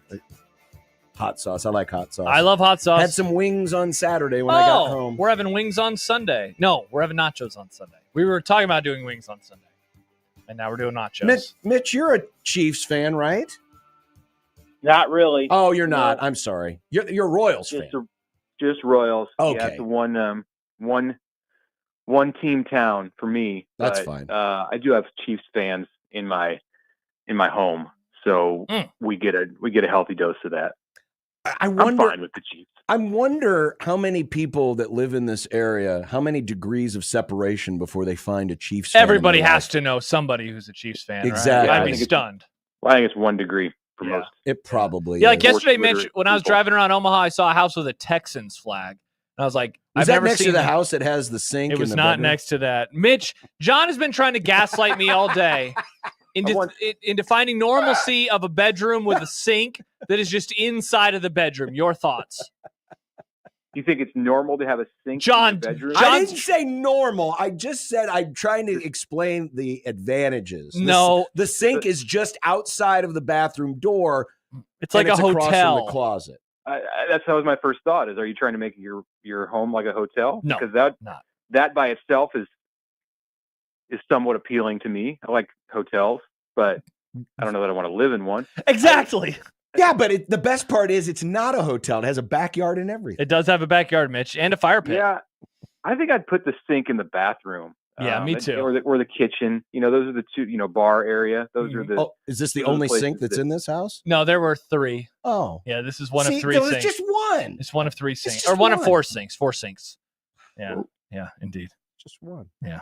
A lot of sinks. Well, Mitch, thanks for joining us in our nonsense. Yeah.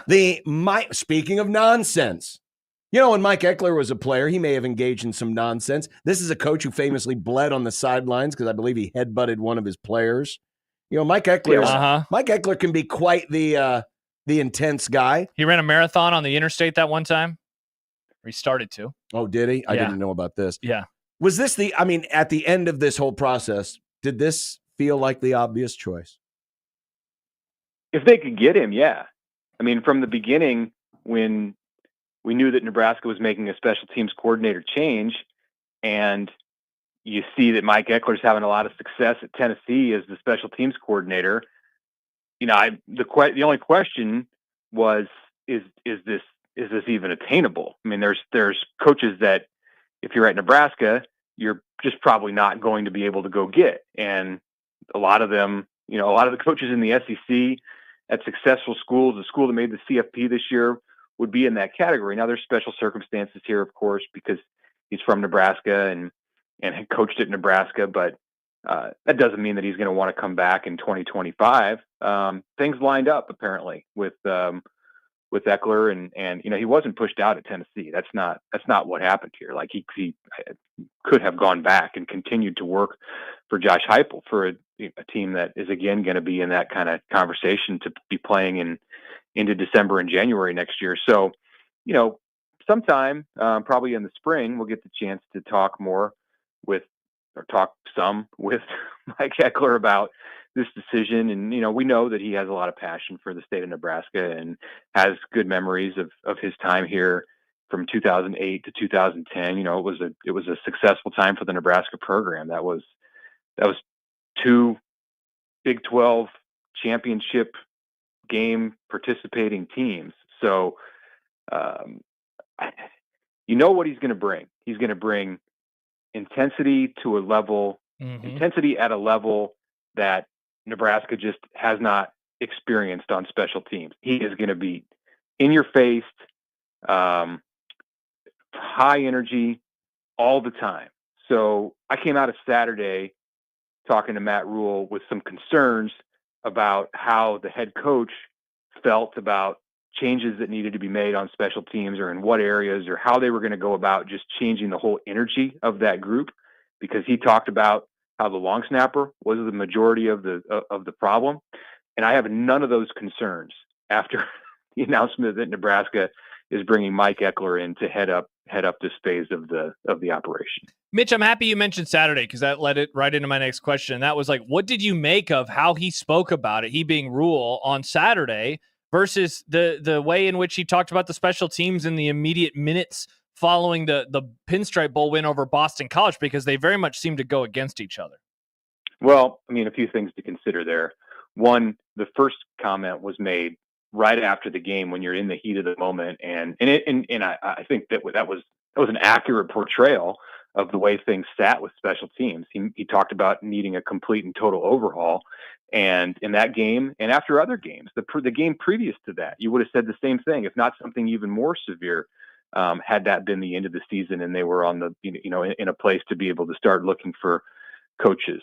So then he comes out on Saturday, and he downplayed it somewhat and said the scheme and the meetings and the preparation were not the issue so much as the long snapping in 2024. And while I have some disagreement there with that statement, I think you have to consider where Rule's mind has been on this and everything over the past 5 weeks since the Pinstripe Bowl. He's been going on the road to recruit. He's been putting together a coaching staff. He's been finishing up with 16 transfers out of the portal. He's been tending to his own roster. On Saturday, he's getting ready for this big junior day event.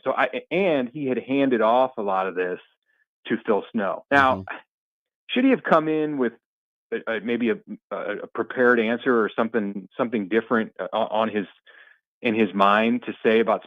I don't know. And I think he had, maybe yes, but I think he had kind of gotten to a comfortable place himself with this, because clearly he knew what was about to happen on Saturday at 10 a.m. I would tend to think that they felt pretty good about Mike Eckler if this thing was came out at 8 a.m. on Monday morning. So I think in Rule's mind, there wasn't a whole lot for him to say until they got to that next step of actually announcing the coach and then getting him on the ground.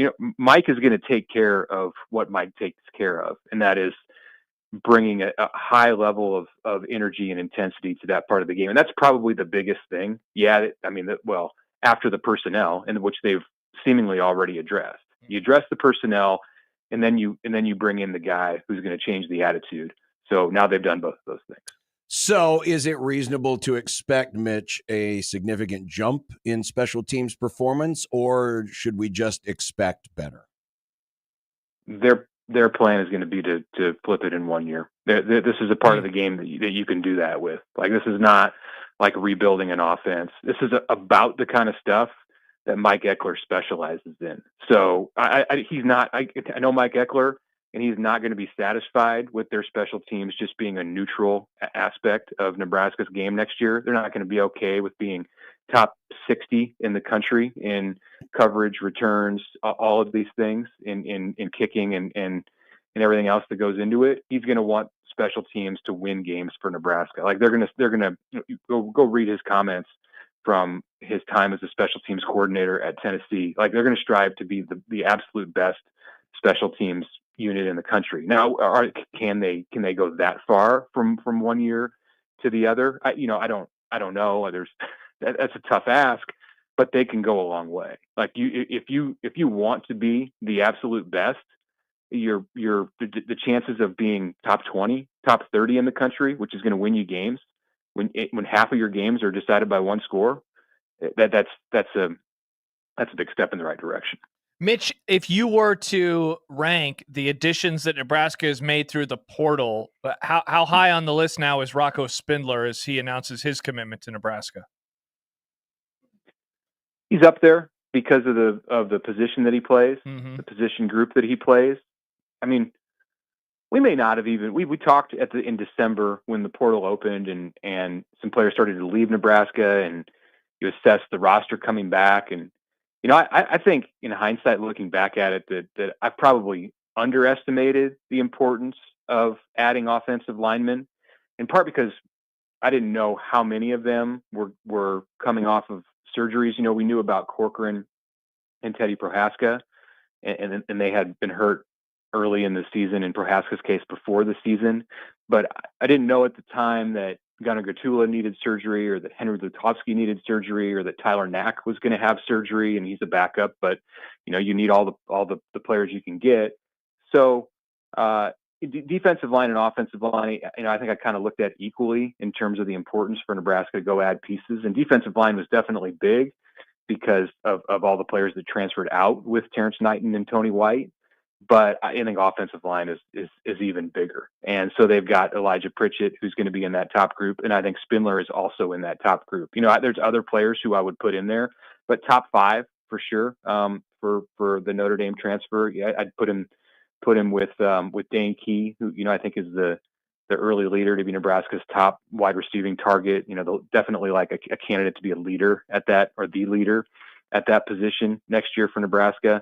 I think Andrew Marshall, the corner from Idaho, if they have in him or get in him what they think they do, then that is a hugely important piece, because it was so big for Nebraska after Tommy Hill got hurt this last year that it didn't have a second corner. Even after Sierra Wright emerged, they didn't have a true second lockdown kind of corner, and that's something that really hurt Nebraska, I think, on third downs and in various games this year. So the offenses were able to pick on the player at that position. And so if they've got something in Marshall that can pair with Sierra Wright and be two very good corners, then that's a giant addition out of the portal too. So there are, you can just go through the list and they're all over the place, but I think Spindler can be top 5 guy out of the portal in this class. And I think it's probably accurate to say that in Pritchett and Spindler, they've got their two best linemen, their two best offensive linemen, one at tackle and one who plays on the interior. We'll see. There's some players coming back who've put in some nice reps, but they're not as accomplished as the transfers from Alabama and Notre Dame. We're going to execute an audio daily double here on Jeopardy, because I wanted to play part of this answer from Matt Rule and get your thoughts on the other side. Here was Matt Rule Saturday when asked about the likely end of the spring game as we know it. Yeah, I don't know that yet, but I'll be honest with you, I highly doubt it. And I think it's really fundamentally, I hate to say it like this, it's really because, last year we're one of the more televised. We were one of the more televised spring games, and I dealt with a lot of people offering our players a lot of opportunities after that. So to go out and bring in a bunch of new players and then showcase them for all the other schools to watch, that doesn't make a lot of sense to me. What did you think of that answer, Mitch? Well, immediately I wondered how many players did Nebraska have to fend off the competition to keep from leaving after the spring game last year, because there were only 2 of note who went into the portal and left, and that was Chief Borders and Ruquan Buckley. There were a couple of others who quit the team months earlier and then went into the portal because it was the first time it had been open since they had left, and then they lost a couple of walk-ons who didn't end up at Division I schools. So it didn't seem like they took a big hit because the spring game was on TV. But that we don't know what happened behind the scenes. If there were offers being made and Nebraska had to then counter them and in retaining talent on the roster. I think what it speaks to is the fact, one, that coaches don't really want there to be a portal period in the spring. Matt Rule seems to be in that category. That makes sense. Like they want to have a handle on who's going to be on their team before they get to the end of April, and having that portal available to open then is it can thwart that plan.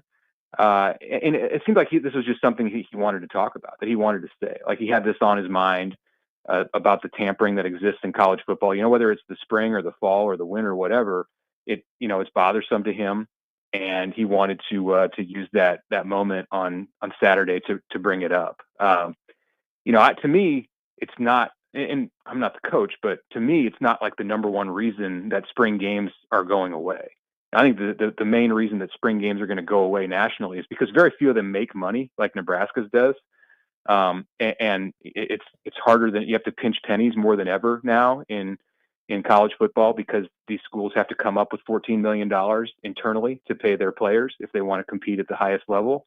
And then because you're paying the players, the situation is more serious with injuries. Also, if you're going to have the portal open in April, which it still is, it's not a great idea if you're a school in a situation like Nebraska where there are going to be players that go in the portal, quite a few, after the spring game because Nebraska's at 133 with its roster. They mentioned 126 on Saturday, and there are 7 incoming true freshmen who are not included in that group. So they're at 133, which means they need to be down a net 28 by the time they kick off on August 28th at Arrowhead Stadium. So a bunch of those guys are going to go into the portal at the end of April after what would be the spring game. Do you even want the opportunity to exist for them to get injured right before they go in the portal? And I get it that they can get injured on a Wednesday in a walkthrough practice or in a half padded practice. But the fact is you're more likely to get injured in a game, in a spring game kind of situation, like what we saw with Demetrius Bell and Bly Hill last year at Nebraska. So there's just a lot of reasons why the spring game is going away. Spring games nationally are going away, and why it's going to go away at Nebraska. They're still going to have an event. They're still going to have something for fans to come see and do. And to me, like the scrimmage itself was only, it wasn't necessarily the best part about that Saturday in April. Like you just want to come and convene in the off season as fans and be able to do something around the team, see something with the team. Last year was a little different with Dylan Raiola's unveiling, but most years the spring game stinks. It's just a boring, and by the time you get there and you watch a couple series, it's like, okay, we're just here for the event more so than the scrimmage. Are they okay with losing out on that revenue, or do you think that they're going to try to make it up in some way, whether it's, right now or down the road? Well, they're going to have an event, seemingly on April 26th when spring practice ends or right around then. Mm-hmm. And I don't know if they're going to sell tickets to it. It's probably going to depend on just like how much entertainment value there is and what all goes into it. Maybe it'll be free to fans and they'll sell concessions and, they can make half of the revenue that they do on tickets just off of concessions in the spring game, whatever the spring game event.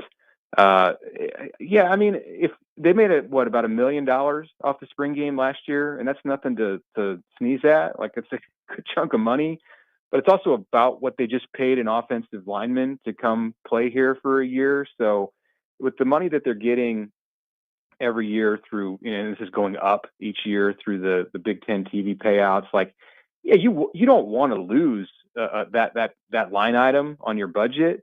But I think they can make up for it, at least some of it, a good chunk of it in some way with whatever it is that they decide to do at the end of spring. They're probably, workshopping some ideas even as we speak about things that they can do. Or maybe several things. Maybe you do several different types of events and it makes up the event of one. There can be a concert. Troy Dannon mentioned the possibility of involving other sports. I mean, volleyball has never been more in the spotlight than it is right now. Sure. And you can, the new coach, she may not be fully available on April 26th. Yeah, she's maybe a little busy. The team will be, and there are things that they can do with the team. And I don't know with Danny's expecting her second child, and I don't know the due date, but it might coincide with something around when Nebraska would plan a spring game, and even if it's close to that, I don't know that you want to rely on that to be the main draw. Volleyball will have their own spring event, and she can be on the center stage for that. But whatever it is, Nebraska athletics as a whole is a draw. And they'll find a way to make some money in the spring off of it. But to me, that's not the biggest concern. Now, this may sound like I'm being a smartass or joking here, but what if Nebraska still did the spring thing, volleyball, and John Cook was the coach of what? In the spring event? That's kind of his farewell. That's weird. What do you mean weird? It's just weird. Your coach is pregnant and having a baby. No, he just retired though. I know, but this could be like a goodbye. Well, see, I don't think they're gonna play a match.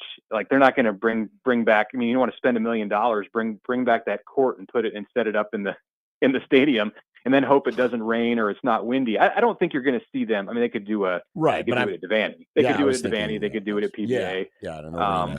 Sure. The volleyball team, they do their spring thing on the road. Like they do, they're gonna go to Ord or whatever it is this year and do their. They could, and there are limits as far as like what you can do. I mean, they could surely they could have a scrimmage, like they have a red white scrimmage in August. They could do one of those in the spring or whatever. But I don't think it's going to be a competition. Like I think it'll be more, or not, at least not like a traditional competition. Mm-hmm. Like whatever it is that they would do with the various sports, I think it's going to be more of a showcase event. Mitch Sherman of The Athletic. Mitch, thank you again. Appreciate it. And we'll talk to you next week. Thank you, Mitch. Okay. Thanks, guys. Mitch Sherman joining us on what did we decide to name the hotline today? The Plume. The Plume, which is avoided when your sink is not in the same room as your toilet. Hard to argue with that. Venezuela, by the way, hit a home run during that call to tie up the game 5-5 in the top of the sixth. Oh, that is a 5. That is a 5. It's a tough look. I don't like that 5. There's 2 out, 2 on. By the way, we got a response. We have not yet talked about the spring game cancellation, but Doc, I'll tease what he says by just reading the first text. That was not a good answer by the head coach, in my opinion, in terms of why they are getting rid of the spring game. Now, I'm going to also say when we come back why I think that Matt Rule is fudging the truth a little bit with Uh-oh. Yeah. So I'll disagree with this listener for the reasons that I will read to you. The season hasn't even started, and you're starting to hate on the Huskers already? Well, got to get in early, Nick. The season's barely 7 months away. It'll be so here far away before you know it. So far away. Not really. It's pretty close. Yeah. Pretty close, Nick. February 3rd, Nebraska may have just lost the offseason national championship because Josh is going to take exception to Matt Rule. Oopsies. Next on 1620 The Zone.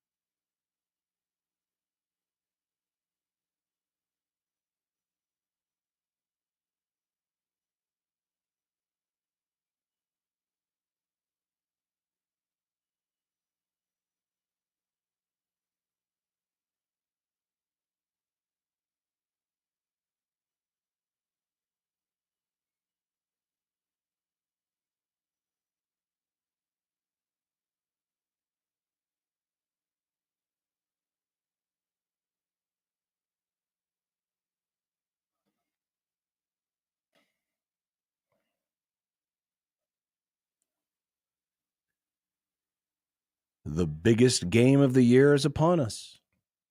There have been some great ones over the last 60 years. Vote now to tell us which one was the best of them all. Vote in the greatest big game bracket and get details online at 1620thezone.com. We're going to talk about the big game in a few minutes with Aaron Schatz. Looking forward to that. We are. And of course, it is Super Week. Brought to you by Moose Roofing and OSI Oakland. So Matt Rule basically says they're taking away the spring game because of the potential of tampering. Doesn't like the idea of schools being able to watch Nebraska football. They don't want any sign stealing. Don't want any sign stealing or player stealing. So as I mentioned, Doc sent in a text. That was not a good answer by the head coach, in my opinion, to which I followed up and said, how come? So Doc has responded and says, based on that comment he's making, it seems like the head coach is sitting around and watching every team's spring game as an evaluation process these days. If that's the case, then whose spring games did he watch, he being Matt Rule? The way I see it, if it's legal and you're not going to get in trouble for it, you might as well do it. The one thing I hate about Nebraska football the last 20 years is they act like they're this holy program that can't do and won't do anything wrong, and they won't even try to bend the rules within the limits because they're stuck back in 1990. Now, I don't think that that's why they're actually doing this. I think that it's because... Well, they're doing it so that... They're doing it so... if what I'm hearing Matt Rule say... Yeah. He does not want to unnecessarily expose his players and then have to fend off other teams from taking them away. So I don't think that is like 100% the case. I think some of it is what Mitch Sherman mentioned in his column last week, and we unpacked it with him a week ago as well. And that is there are only X amount of players on the roster now. It's a much smaller roster. Overnight, it's losing a third. Now they will have. That's true. I believe they have 126 right now, and that's probably in the neighborhood of what they're going to carry into spring. They don't have to cut down to the 105 until the first game. Excellent point. So they are not going all the way down to 105, but there will be fewer players. A lot of the players are younger players, and some of them are coming off of injuries. Some of them are high priced, and the idea of being concerned about them getting injured. Though I guess I would push back at that and say, but then why do you do scrimmages? You still do those. So, it's football. There's always inherently going to be an opportunity. Right. But I think the argument is if you're going to put on a spring game, you go through the motions of football and you play 4 quarters, 15 minutes. You try to the thing about a scrimmage, and this is probably one of the areas where the spring game is a detriment. Yes, it's an opportunity to play in front of people. And so you get especially for younger players, you get a chance to be in front of a crowd and perform in front of a crowd, which if you're a program like Nebraska, it's very important. Sure. How do you perform when the lights are on? Yeah. But the thing about the actual game itself, if you're playing it through as a football game, Matt Rule during a close scrimmage at any point can just stop the proceedings and said, this is all wrong. This is crap. We're starting over again.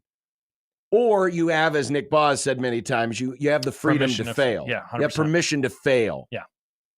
And so that's one of the areas where the spring game doesn't really do you a whole lot of good, is because you want to put on the appearance of football and you want it to look in such a way to where you're not stopping the proceedings in the middle or using them as teaching moments, because, you like to have your practices be your practices. Yeah. And your games be your games. So ultimately, to go back to the text, I don't think Nebraska is stopping this because they're prudes, for example, and they're not going to do the exact same thing with other schools. Of course, Nebraska does the same thing that they don't want other schools doing to them. Sure. This isn't about them being high and mighty. No. I just don't think that it's one thing to say, people are tampering. It's another to say, yeah, we're worried that some of our players are really high paid in NIL and we'd hate for them to get injured, because people are going to take that a certain way as well. Canceling or getting rid of a spring game, I feel like, is, in terms of being able to pick and choose your arguments, it's very easy for us on the outside to take what he said and to make a big deal out of it. His comments exploded nationally, which I was kind of surprised by. Did they? Yeah. Now maybe part of that for me was we knew that this was coming. This was not a new thing based off of last week. But and Happer, I know, talked about this a couple times today as well. Using that word tampering, I definitely think it gets everybody's gall. Oh my gosh, tampering! Because it's a topic that I think is running around in college football right now. So that's why you didn't like the answer. No, I don't think that it's not that I dislike it. I just don't know if it's entirely the truth. Here was the thing that went through my head. But I don't care. Is this in the same vein?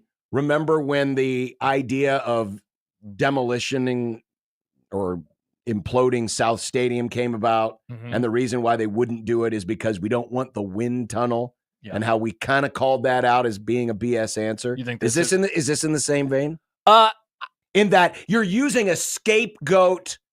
I feel like this one is actually more real than that one is, and the wind. Oh, I agree. I think this is much more real. The wind tunnel thing, that was gaslighting, but it's definitely something that you can use as like, but look at this stuff. This isn't what we want. We don't want teams coming in and poaching our players. And fans are like, yeah, that sounds good to me, coach. Sounds good. Let's get rid of the spring game. Versus the other answer, because I did see a lot of people when we talked about this subject last week say, well, why can't you have a spring game? Just because you have, 50 fewer players. And I mean, the real reason is, or at least a real reason is, you don't want to get anybody hurt. Yeah. You don't want to get anybody hurt in an exhibition. And yeah, can you get hurt doing a regular scrimmage? Of course you can. You can get hurt not having pads on. But in a closed practice, if you don't like what you're seeing in the first two series, you can stop everything right there. You can light up your team in the middle. You have the freedom to fail. 100%. You have the freedom to teach. And I don't think most coaches want to expose the public, and especially because if it's going to be in the public, guess what? It's going to be on television. They don't want moments that are supposed to be behind the scenes in private going viral in public, because people can take that kind of stuff out of context if they don't have the proper context. And that's what the closed scrimmages and the closed practices allow you the opportunity to do, because the only cameras that are on at that time are your own cameras that are being used to film the practice so that you can go back and review it. And that stuff never sees the light of day.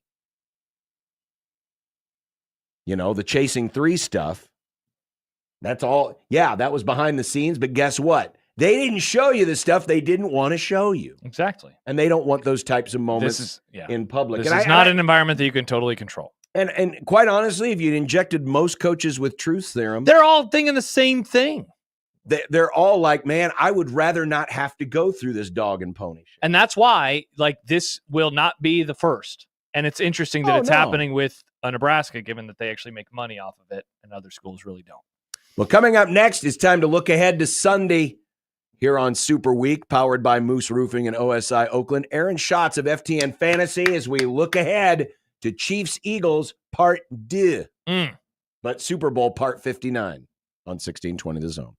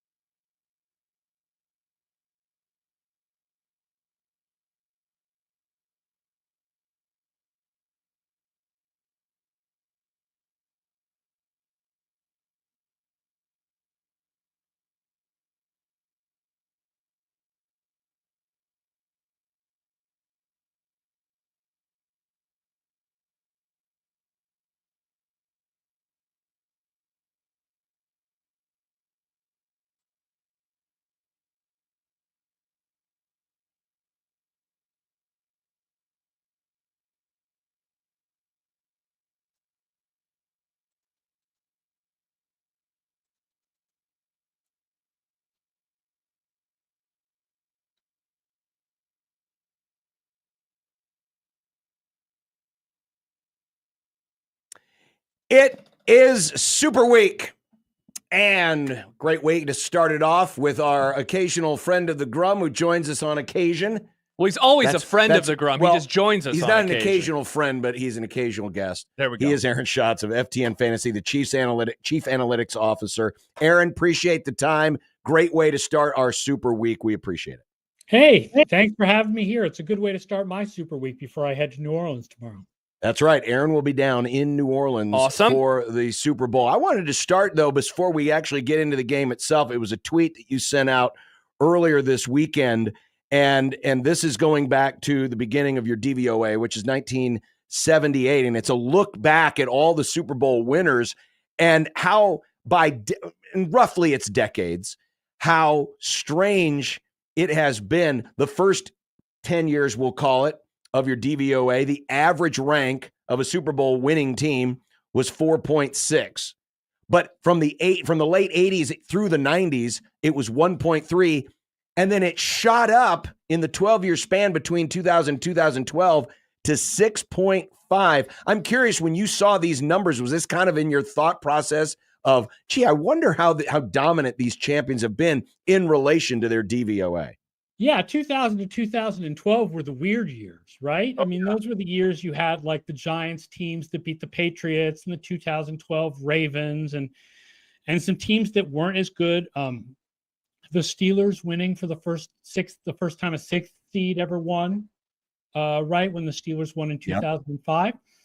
And then over the last 11 years, it's really weird. The Super Bowl champion is almost never number one in my ratings, but they're always usually like third through sixth. And this is true of basically any advanced metric. Like every advanced metric this year had the Lions or the Ravens number one. And yet here we are with the Chiefs and the Eagles. I think that the fact is the top team from the regular season wins less often than people realize.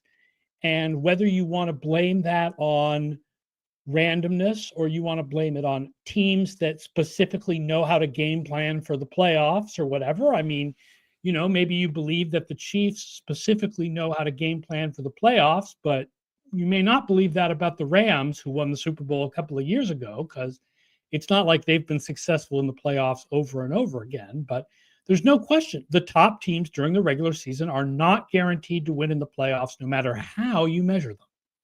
Is there anything to just because back when the DVOA first started, the 78 season, it was a 5-team playoff. We're now up to a 7-team per conference playoff. Is there anything there that might correlate? Yeah, I think the more teams you let in the playoffs, obviously the stronger chance that a lower rated team is going to win, because you have all these 6th and 7th seeds now, and they're not, most of the time those teams aren't making it, but occasionally 6th seeds have made it to the Super Bowl. So yeah, I think that definitely contributes.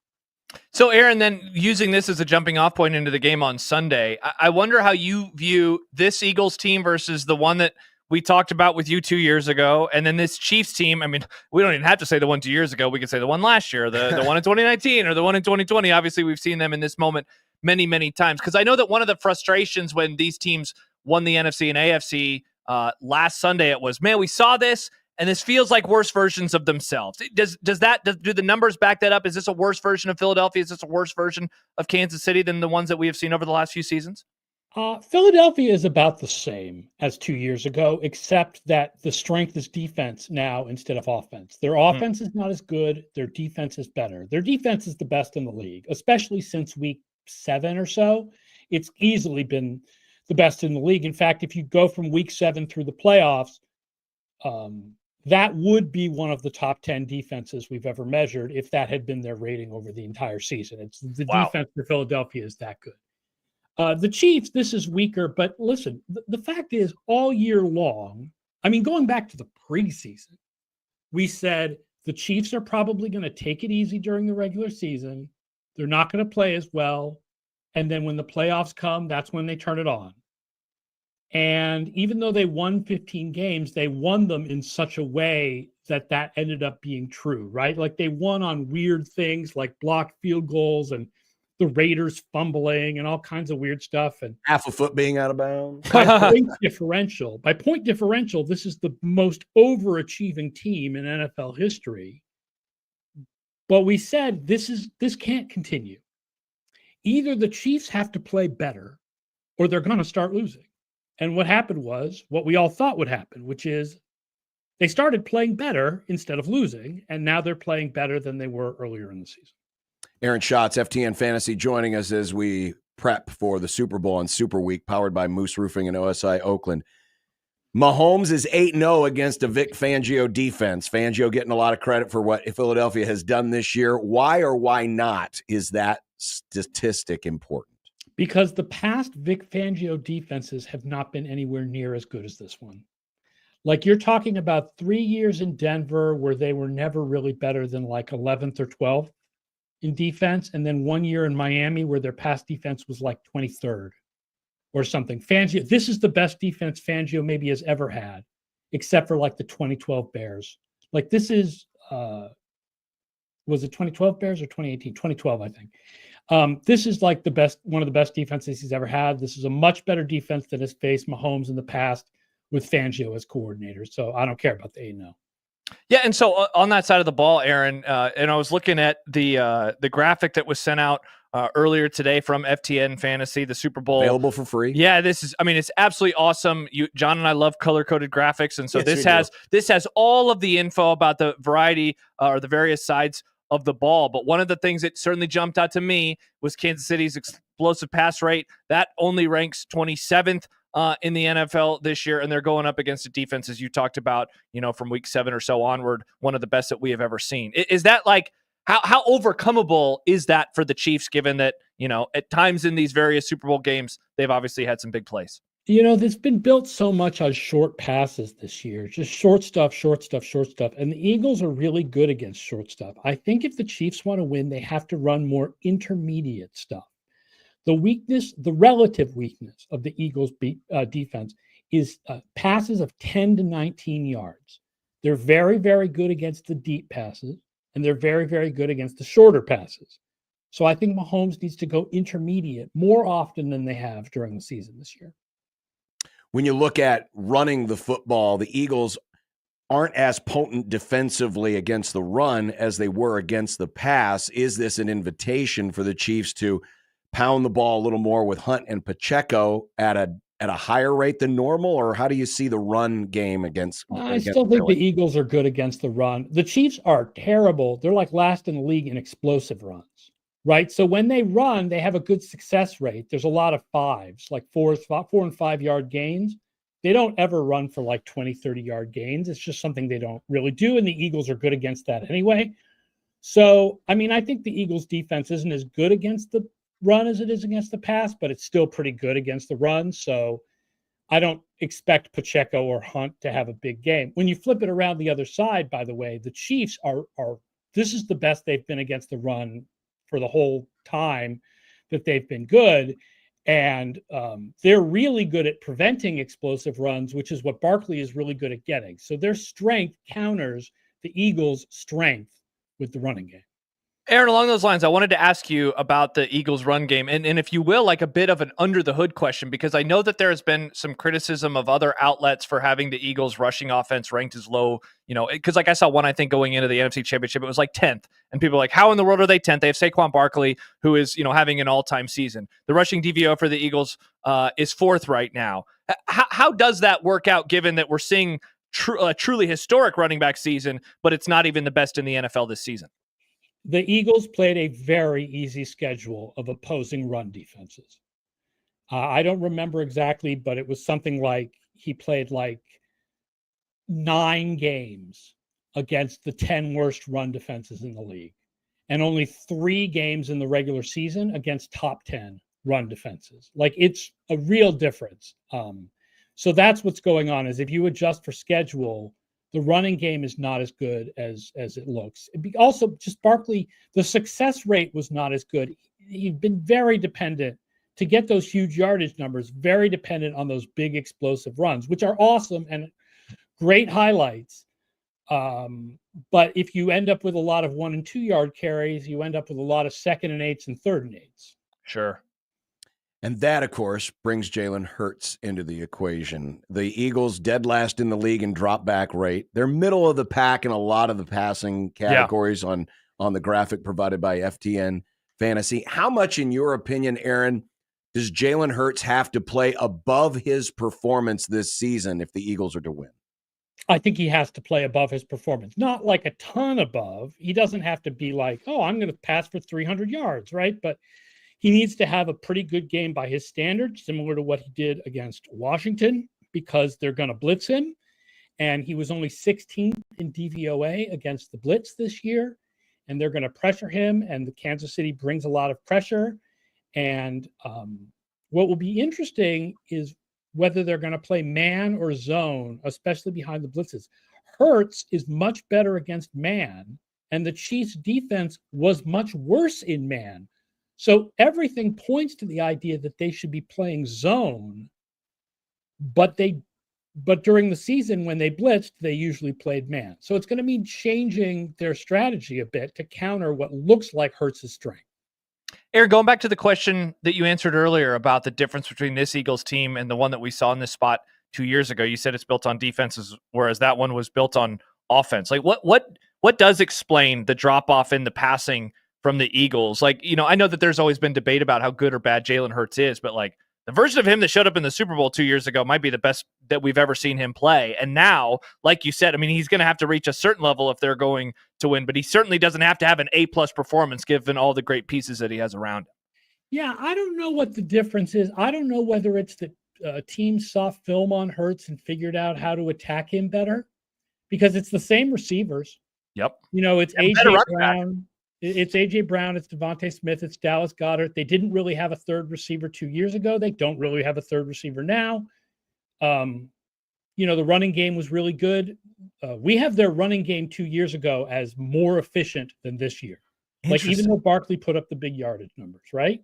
So, they had a running game 2 years ago. They have a running game now. They had a great offensive line 2 years ago. They have a great offensive line. Now, the one change in the offense has been Hurts not playing as well. And the only explanation I could think of is people just got more film on him and figured out the best way to attack him.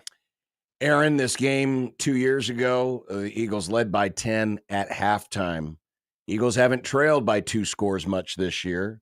Chiefs haven't been an explosive offense to, usually rally from 2-score deficits. Not that they faced a ton of them either. But if a team falls behind by 2 scores, which team would be in more trouble? Oh, the Eagles, because we've seen the Chiefs come back from 2-score deficits all the time. If this thing goes to halftime and the Eagles are winning by 10, nobody is going to think the Chiefs are out of it. That's true. Right? I mean, we haven't seen the Eagles come back from big deficits. The Eagles only ran offensive plays when behind by more than a touchdown in 2 games this year. One of which, Baltimore, they did come back and win. The other one was Tampa when Brown and Smith were both out. So that doesn't really matter that much. But we haven't seen the Eagles come back. But we've seen the Chiefs come back so many times, including the Super Bowl 2 years ago, that nobody is writing off the Chiefs until that thing hits double zeros. Yeah, the game state that the Eagles have found themselves in this year has been very advantageous. And so, like, if you're a Chiefs fan, that's the one thing you're hoping for, is just to see what would happen if Philadelphia was suddenly down 14-3 or 14-7 or 21-7, just to see how they would have to operate, given that it would maybe cause them to change things with the run game. Yeah, although the fact is that that's not the Chiefs' MO this year. Right? No, it's most games, the Chiefs, everything is close, and the Chiefs come back late. And it would be a real turn of events if the Chiefs all of a sudden took a 2-touchdown lead in this thing. Mm-hmm. Aaron Schatz, FTN Fantasy. Are you expecting another classic like the one 2 years ago?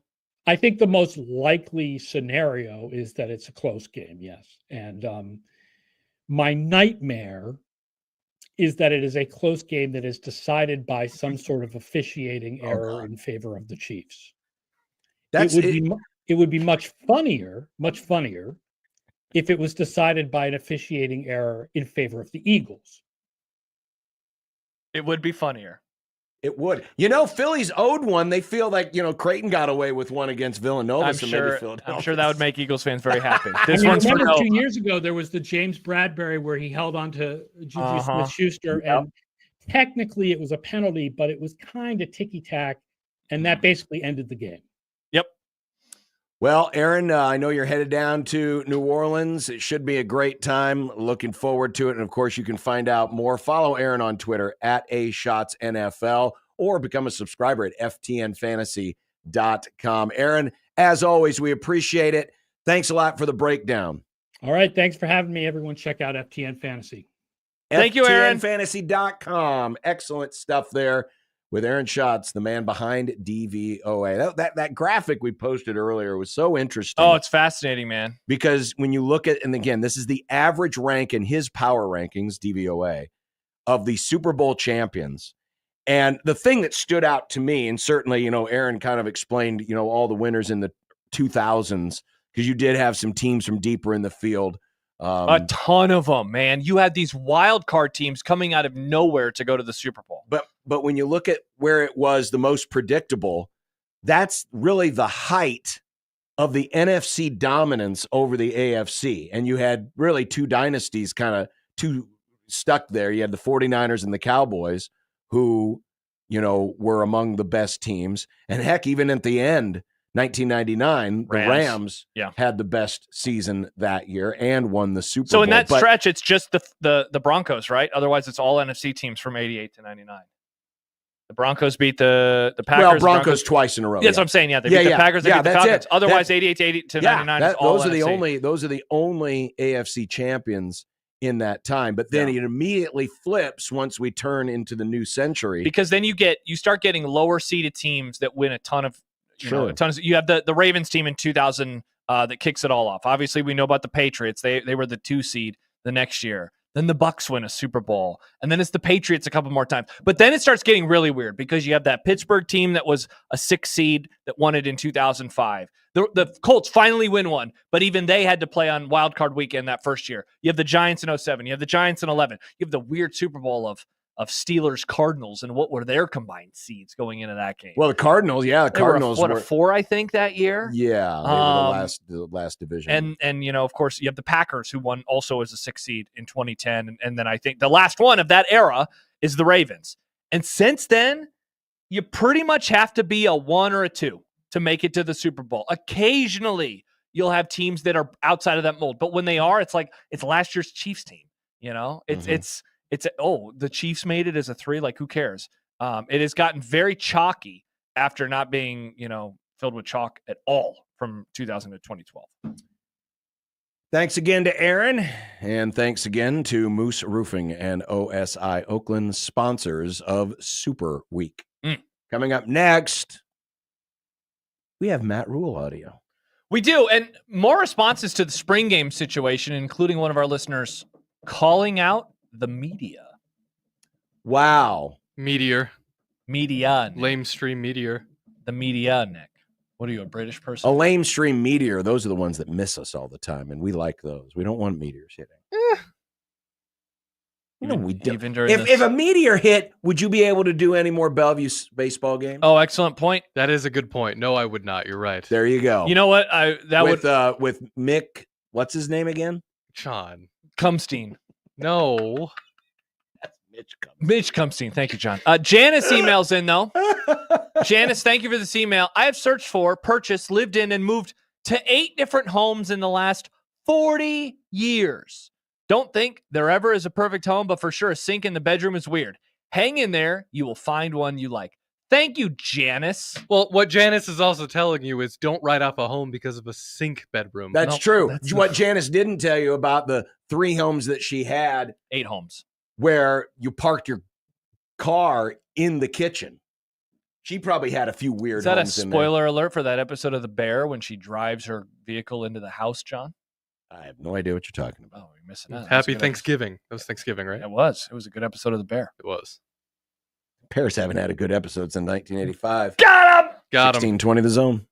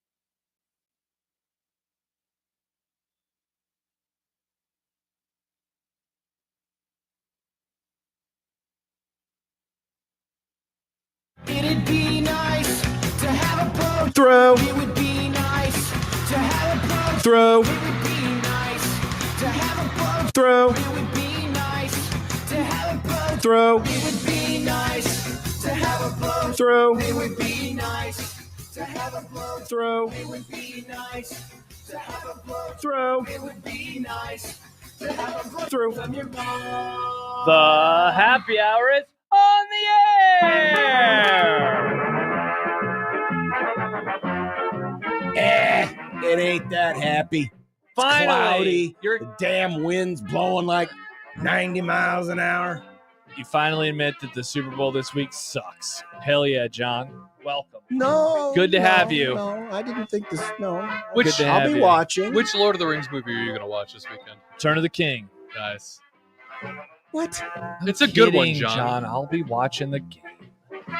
The beacons are lit. I'll be watching the game. Gondor calls for aid. Ba, ba, ba, ba. Only Dildo Baggins would watch Lord of the Rings. He instead of wouldn't, Super Bowl. John. movie. They don't have TVs in Middle Earth. Yeah, you dumbass. idiot. Yeah, it's a fantasy series, John. It's not It's a fantasy. not sci-fi. It's a fantasy. It's not No. sci-fi.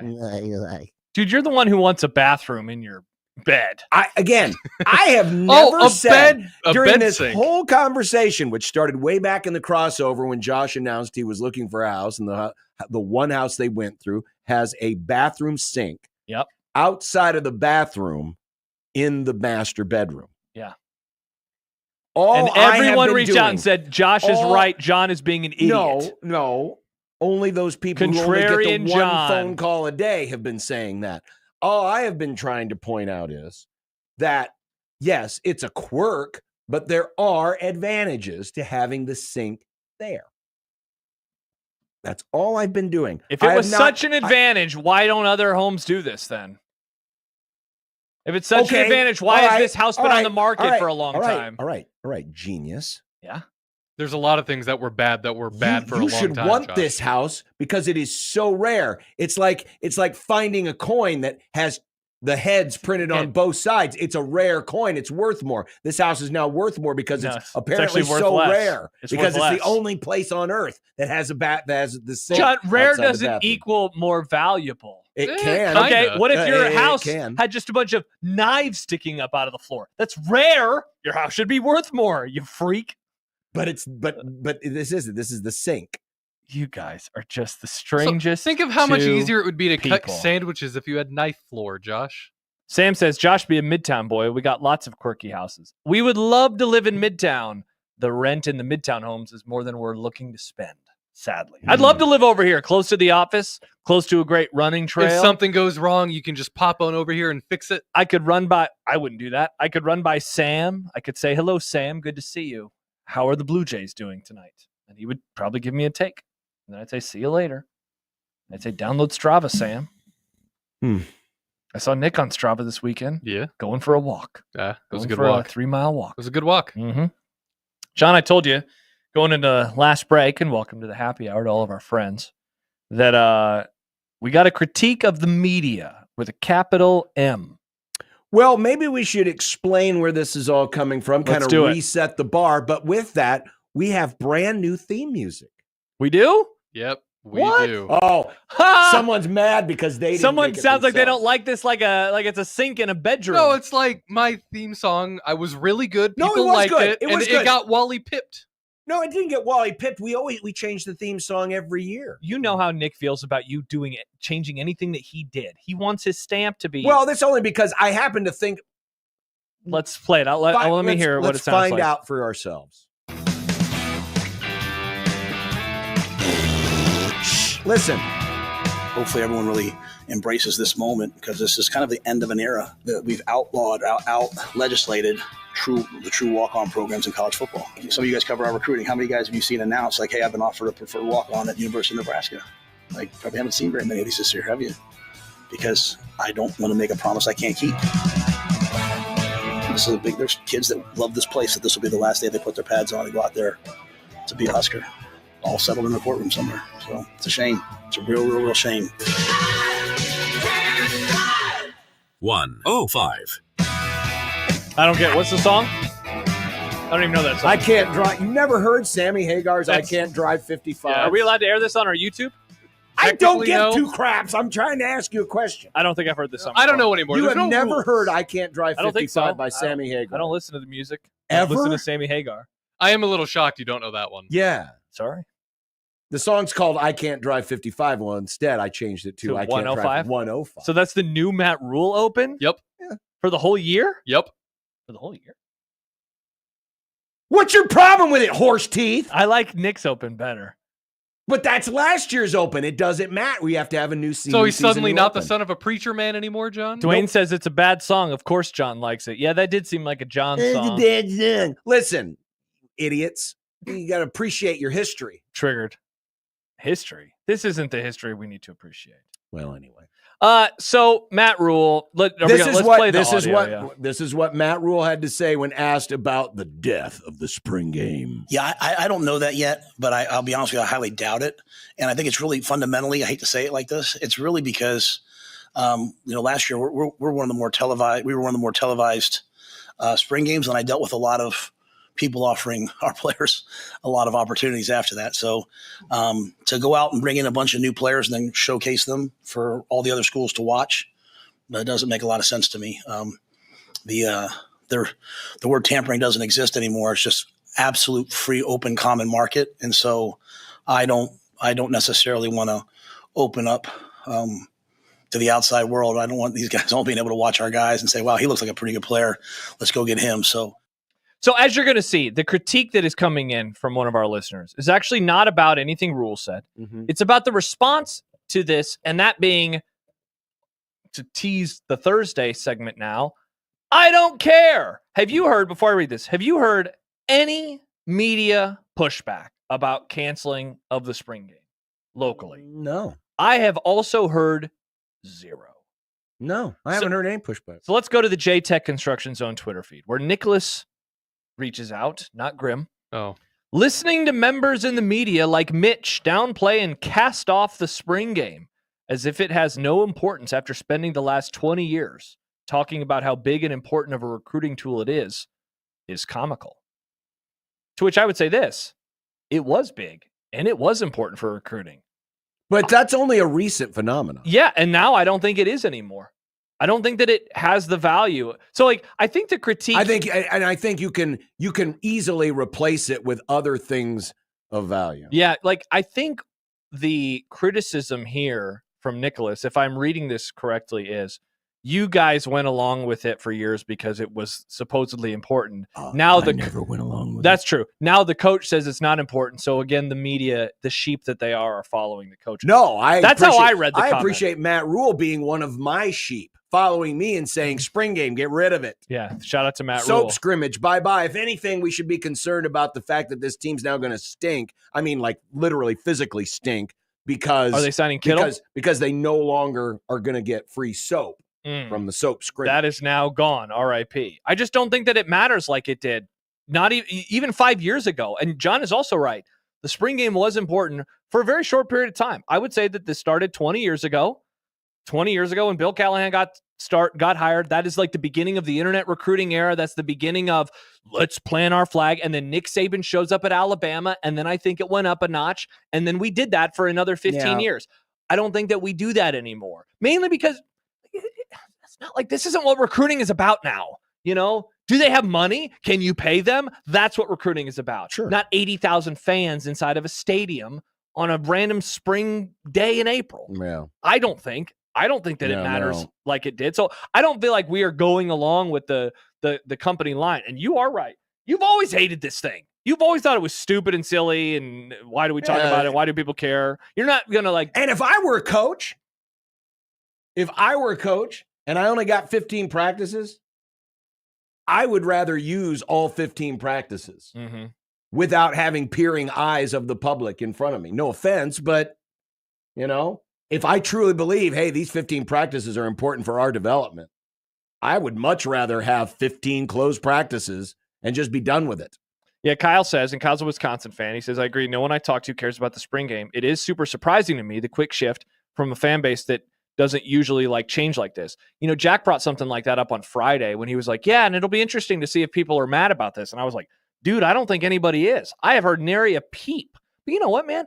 I sense that, I don't know, people just don't push back against these university changes like they used to. Sometimes we see these. Oh, so it's not the media being It's the the sheep, fan it's the base. people. Is that what you're saying? Maybe it is. Maybe it is. Well, but we did a poll question, and I wish I had the results right in front of me, but it more than 50% weren't going to miss the spring game. And we gave you 4 options. Seriously.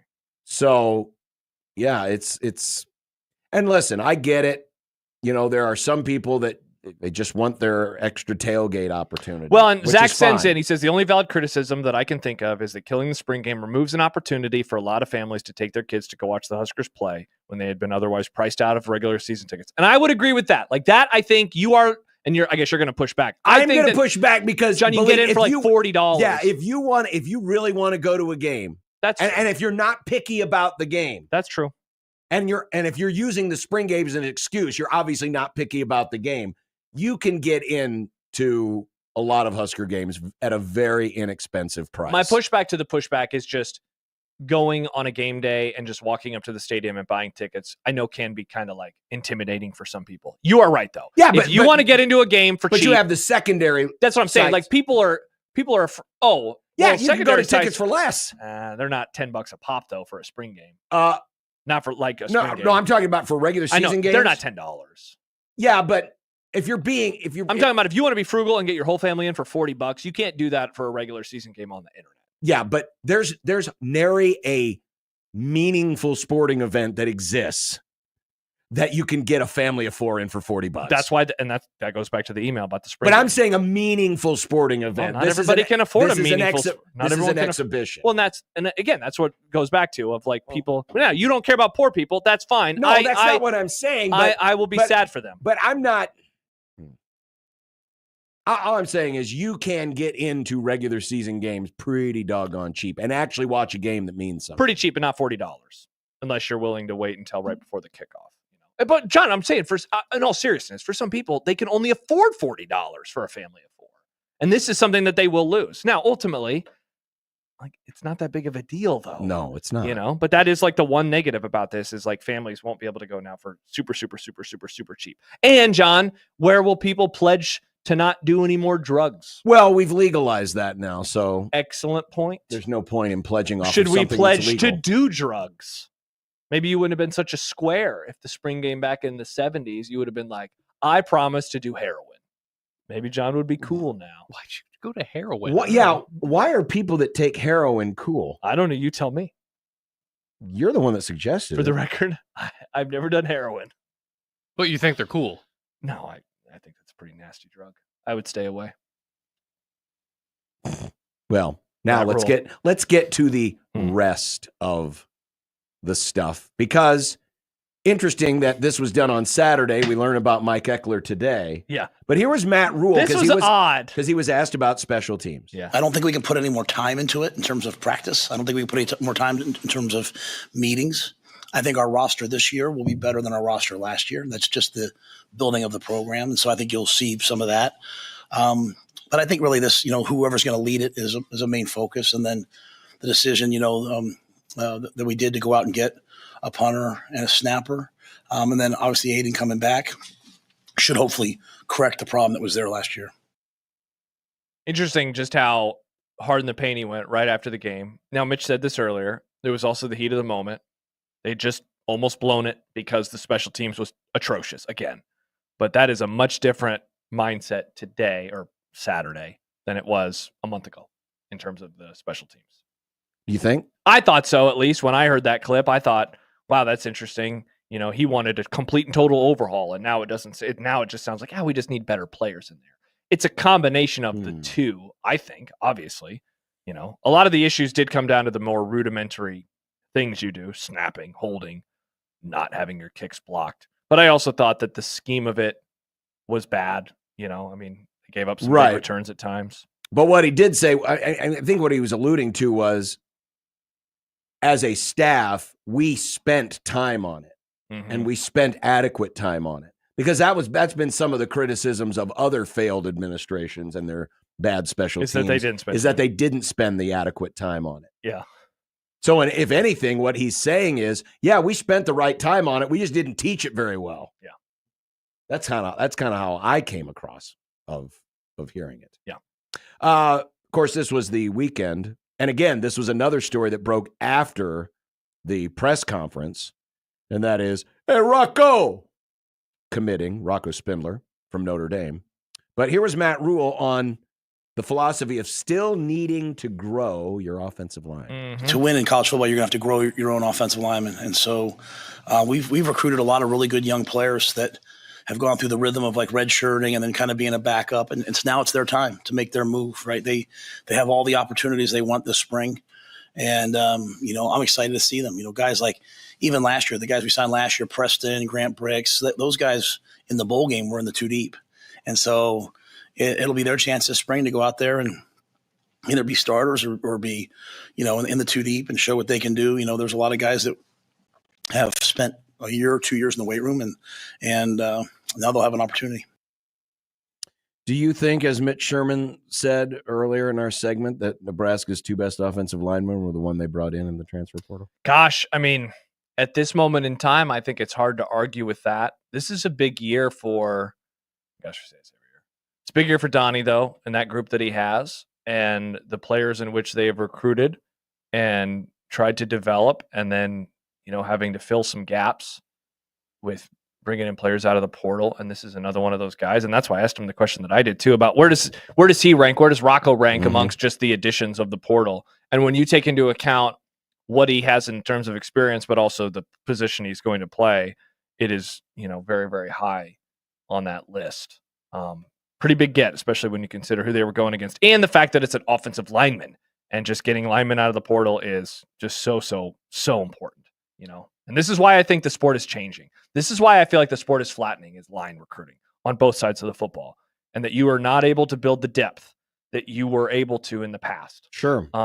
And I think because a Rocco would have stayed at Notre Dame the whole time. I think that's why Georgia took a little bit of a step back this year. I thought that Alabama's had issues, and it's funny, Ohio State, they won the title and they overcame a ton of offensive line injuries that they had over the course of the year. Here was Matt Rule about how they competed this year in the portal, because there's been some folks who thought, well, maybe they ran out of money. Maybe they didn't have enough money to get some of the players that they were in on. So the world we're living in now, right? I mean, if I offer you $50 and offer you $500, they're probably going to go there, right? So we have to make different valuations based upon what we have. But when things were straight up, I mean, if we lost someone, we lost them to a program that, we want to be in the same conversation with, right? So I think that's what's happening in recruiting too. Like, we are in the conversation now with some schools that, we want to be in the conversation with. So he's kind of saying a little bit of both about, hey, if someone values someone at a higher rate, we're not going to pay that rate. Mm-hmm. But at the same time, he's saying the guys that we did lose out, we lost to programs who we'd like to be in the conversation with. Yeah. I'm assuming you're talking about the Ohio States, the Michigans, those types of programs. Yeah, for sure. Seems like they did a really good job of filling a lot of the holes. If you would have told me that this was their haul, a month and a few days ago, I certainly would have said, sign up for that. Yeah. It seems good. 100%. Speaking of the money, revenue sharing coming to a college near you. We're different than a lot of schools are having to raise their revenue share. I've talked to a lot of coaches. They're writing $14 million checks, of which they got about half right now, and they're trying to figure out a way to get to the money. The great thing about a young person, if they come to Nebraska, is like we don't take money from the students. Like, this is all through our budget, and so it's sustainable. A lot of other schools, rev share is not going to be sustainable, so they can float a big number now and disappoint a kid later. We feel like we can just stand on business. Like, hey, this is what we said, and this is what we're going to do.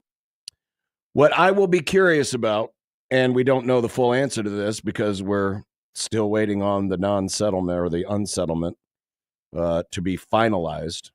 And we're also waiting for the interpretation of how that is going to be perceived, aka Title IX. But a lot of programs, I mean, the formula has loosely been, 70 to 80% or more of the money will go to football, then another 10, 15% to men's basketball, and then everyone else, fights for the rest.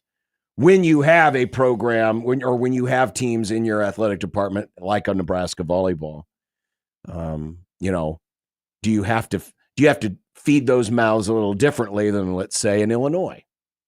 Or, how much are you going to budget towards basketball if you want to, lean more into that sport if you have a football product? That's a great question. And, there's not going to be a set formula for everybody, assuming that the Title IX stuff isn't upheld, because remember, right before the end of the Biden administration, the U.S. Department of Education ruled that the revenue share is connected to Title IX, meaning, you got 50% of your athletes are female, 50% of your money needs to go to female athletes. Yeah, and a lot of people that cover college sports saying that there's no way that that's going to hold up. There's no way that's what they're actually going to do. But that's the thing. We don't know. I'd be surprised if that actually happened. That would stun me, because that's not been the way that this has been promised the entire time. It hasn't, but it's not like they've necessarily, it's not like they've worked out remember, the settlement is with this lawsuit. It wasn't with the U.S. government. Sure. U.S. government can change the rules whenever it feels. Well, that's what I'm saying. That's why I don't think that it's going to go through. That was the previous administration. I'd put it on the list. There is no way that it is going to be 50-50. No way. We shall see. Some responses going back to spring game tickets. Sam points out people who don't have money to fix their knife floors can't afford to go to a normal Husker game. Well, you should have bought a house with a knife floor. Well, maybe you shouldn't buy a house with a sink in the bedroom. Speaking of that. Yeah, but no one ever got hurt with a sink in the bedroom versus knives on the floor. What if you wake up your wife and then she can't fall back asleep and then she's an insomniac? Well, then she can pick a knife off your knife floor and stab you in the heart. Krecky says John can do heroin in his bedroom sink. Yeah, you didn't think about that, did you, John? Again, you would have taken the drug. I don't support the bedroom sink. I was just trying to explain that that's a weird thing to just disqualify a home altogether if it's a good home. Interesting.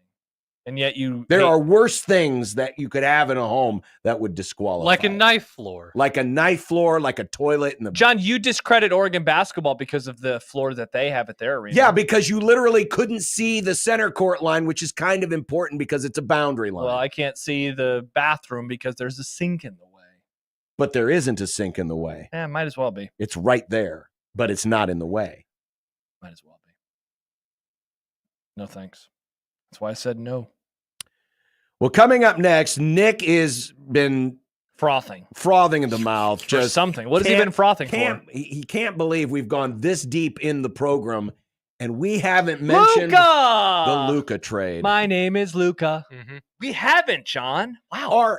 Here's the real question. Are all people who own or operate sports franchises in the city of Dallas just the dumbest people on the face of the earth? Well, one of them is now the second dumbest, and for that I say awesome. 1620 The Zone. Well, NIL is still going to be a big thing, no matter what RevShare does or anything else. And you can get involved in NIL too and support your favorite school. Do you know that On the Line supports all three and has contracts with all three Division I programs here in the state? Creighton Blue Jays, Omaha Mavericks, Nebraska Cornhuskers. And you can get involved too and help recruit and retain the best athletes for your favorite school. And it's through athleticsontheline.com. That's the website. You go there, you pick your favorite school. Then you pick a measurable metric, wins. Could be 3-pointers that bank in off the top of the backboard. Very random, very odd one, but let's say you did that. And then you attach a dollar figure that's comfortable for you. And then that donation goes straight to your favorite school's NIL fund. And again, they partner with Omaha, with Creighton, and with Nebraska. So find out more. Visit athleticsontheline.com today and help reward your team when your team rewards you with wins on the road or banked in threes off the top of the backboard. It's all at athleticsontheline.com. Gamify your giving with On the Line. athleticsontheline.com.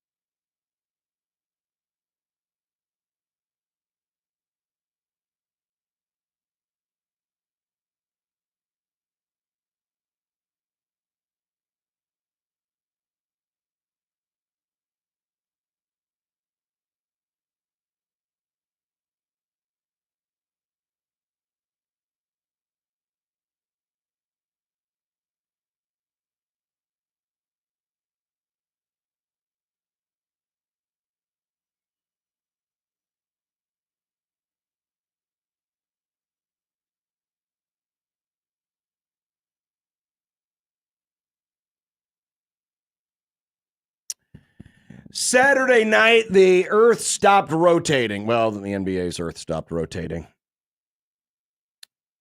Because one of the top players in the sport got traded.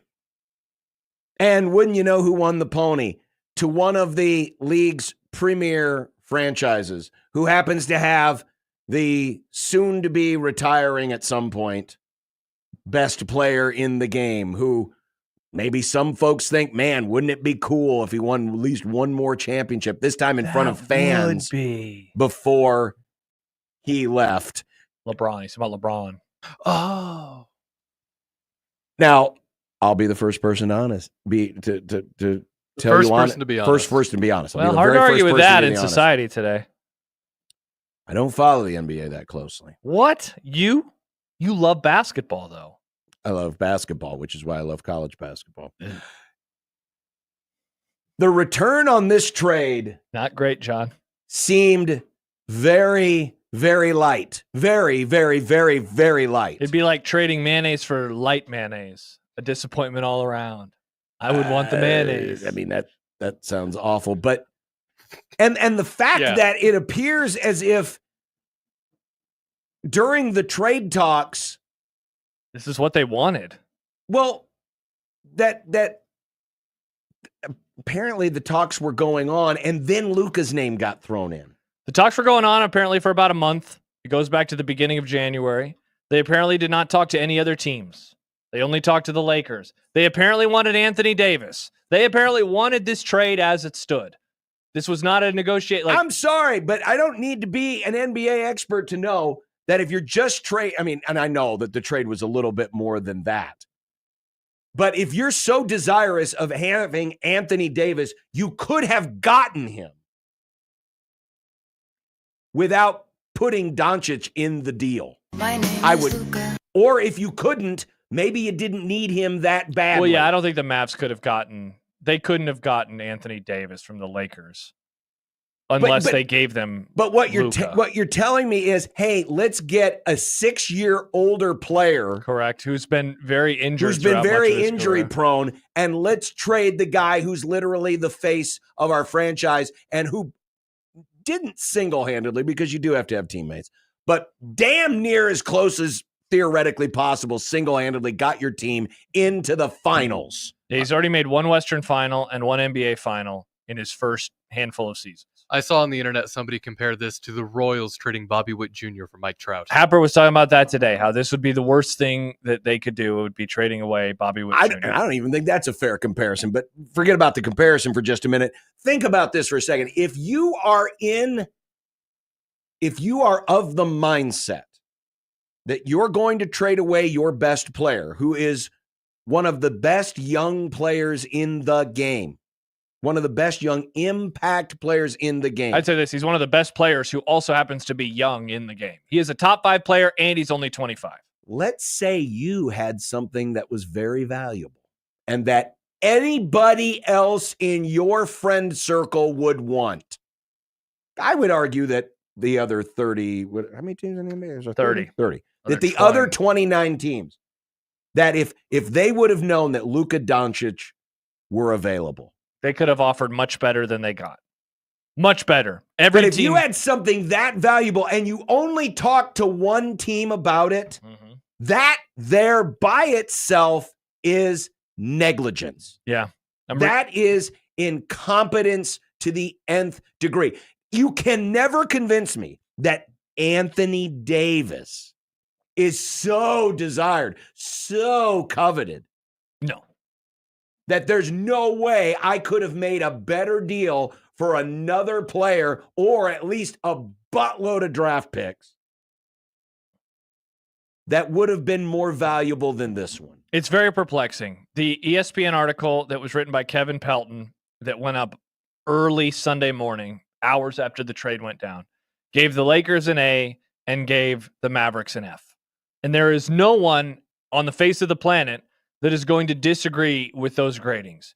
And so then, of course, it begets the question then of, so why did they do it? Because that was, so when I heard the news. Because he's fat. Well, you see, okay, so there are like these things that are coming out, right? Oh, he's overweight. They're worried about this injury. They're worried that Like, and this is the only one that I'll like even go down the road of saying, I guess I can see your point of view. He's coming towards the end of his contract, which then they would have to offer him the Supermax. And if he has already told them, I'm not going to stay with you, then you want to get something in return, right? But from all reporting, it does not seem that is the case. He did not ask for a trade. From all the reporting, he did not ask for a trade. He was okay with staying in Dallas. So then why did they do it? It's like, that's one of the things they're saying. He's fat. Again, to me, forget about the idea of wanting to trade away someone like this. If you have something that is extremely rare and valuable, wouldn't you shop it around for the best possible price? You would not shoehorn yourself to only one potential suitor. It doesn't make any sense. Do that. It makes zero sense. It makes no sense whatsoever. I don't understand it, because the first thing that I thought of then is, okay, so why do you do this? And it's along the lines of what Brian Windhorst said early Sunday morning. That they must despise this guy. They must absolutely hate him and think he is either the worst employee or the worst coworker that you can have in a business. But he's so good. John, it does not make any sense. He is one of the best young players in the NBA in terms of, like, you look at the history of the sport and you find markers for what is going to, be a precursor to a long Hall of Fame career. He has checked all of those boxes. The only box he hasn't checked is winning a championship, but he's still so young that it's not that big of a deal, because he's taken a team. He has drug a team to the NBA Finals. Here's why I would call BS on that. This is the NBA. It's all about the damn drama. If there was any truth to the fact that there was disenfranchisement with Luka Doncic inside that organization, that stuff would have gotten out. There's no way that would not get out. The way this league is covered and the way people talk behind the scenes in this league. If there was any possibility. And again, it still does not explain the fact that you would limit yourself to one team. I know. One buyer. That's it. Just one. There is no way you would do that if you had any competence whatsoever. Well, that's the thing. They don't have any competence. Apparently not. So Mark Cuban sold the team recently, or the majority of the stake. He is not the majority owner anymore. By the way, he's Mr. Opinionated. Has he said anything? So there are a couple reports that have come out where he has responded in a text to somebody, and he is like, I wouldn't have done this, or I'm flabbergasted, those types of things. So he doesn't understand it. I'm stunned he wouldn't be more opinionated and just I mean, he's technically still a minority owner, so if he were to come out, I'm guessing they don't want that type of discontent within the franchise. I'm guessing publicly. They don't want any discontent. I'm just guessing Guess publicly. What? You have all the discontent in the world right now with your own fans because you just traded away your best player. But that's neither here nor there. I will say, my favorite part about this whole thing is that it was just such a bomb of news. We don't get things like that anymore in this day and age. So seeing something like that, it was fun. And that was the other part. The fact that it came out late on a Saturday night. Mm-hmm. Late on a Saturday night. So I just had a screenshot sent to me from one of our dear friends of the Grum, and the tweet is from Andy Glockner. Didn't he used to cover basketball, college basketball? Do you remember that name, Andy Glockner? The name's very familiar. Okay, yeah. so Nico, and that's the owner of the Mavs, the new owner of the Mavs. Nico didn't like Luka and found a plausible trade with a friend. The friend insisted Nico didn't take all their assets, and Nico was fine with it since his primary goal was to purge Luka. So the theory being he just did not want this guy on his team anymore. Fine. But why would you sell yourself short? I know, man. Why wouldn't you open it up to the whole damn league? If you're that, I mean, I don't care how angry you might be at someone. I don't care how disgruntled you are. You have to have the intellectual fortitude to be able to understand that even though I don't like this asset would be wanted by many people. Yeah. And so why wouldn't I want the benefit of getting full return on that asset? Because you're an so idiot. I don't care. Not you. I don't care what the. But also, I don't care what the reason was for letting him go. You're way more fired up about this than I thought you'd be. Because when people John are hates this stupidity. stupid, it just proves the axiom. Just because you have a lot of money does not mean you're smart. Yeah, and we've been saying that for years, John. And this person, at least 10. Yeah, and at least. this ownership group is the perfect example of that. These are among the dumbest people walking the face of God's green earth. And whatever ill fortune happens to this organization, I will support it. I feel horrible for the young fans. Sam says, must suck being a 10-year-old Mavs fan, waking up and having your dad be like, hey, so don't really know how to say this, but, and the kid's probably thinking, oh, man, my parents are getting a divorce. And he says, son, it's worse. The Mavs have traded Luka to the Lakers for no reason whatsoever. My name is Luka. Cracky says Luka needs a sink in his bedroom to clean all the dishes from eating in bed. Baymon points out maybe Luka wears piss socks and they could not handle it anymore. Maybe that's what it is, John. It's flabbergasting. But doesn't make any sense. Now, here's the other area where I would say I throw up a red Theo flag. says, amen, JB. Isn't this the same league that stepped in the way of another high-profile trade because it was an unfair competitive advantage? To the Lakers, are you talking about the Chris Paul trade? Mm-hmm. Yeah, the David Stern, he is dead. R.I.P. He stopped the Hornets from trading because the NBA owned the Hornets at the time. They stopped the Hornets from trading Chris Paul to the Lakers, and instead then he got traded to the Clippers. Because I did see the opinion, The why NBA wouldn't the owns the NBA put a stop to this? And here's what I would say. That was stupid. He shouldn't have stepped in front of that one. Like I don't think owners should be able to stop trades if they find there being an unfair advantage. It just seems rather convenient that it happens to be the you're Lakers. going down conspiracy. Well, but that one hurt the Lakers. No, but I'm talking about this one. Yeah, I'm talking about this one. People are idiots. People do dumb trades. The great franchises somehow get but people don't do this dumb of a trade. I've seen dumb ones in the league before. This is the dumbest This I've is ever Hall of Fame dumb trade. Between what's happening with the Dodgers and what's happened with the Lakers, I think we just need to look into all sports based out of LA and maybe shut them down for a couple of years. Go Lakers, Nick. This is awesome. Drain the swamp. Drain the LA John's just sports triggered swamp. because now the Celtics have a team in the rearview mirror again coming We for ain't afraid of another no. We banner. ain't afraid of no lard ass banner.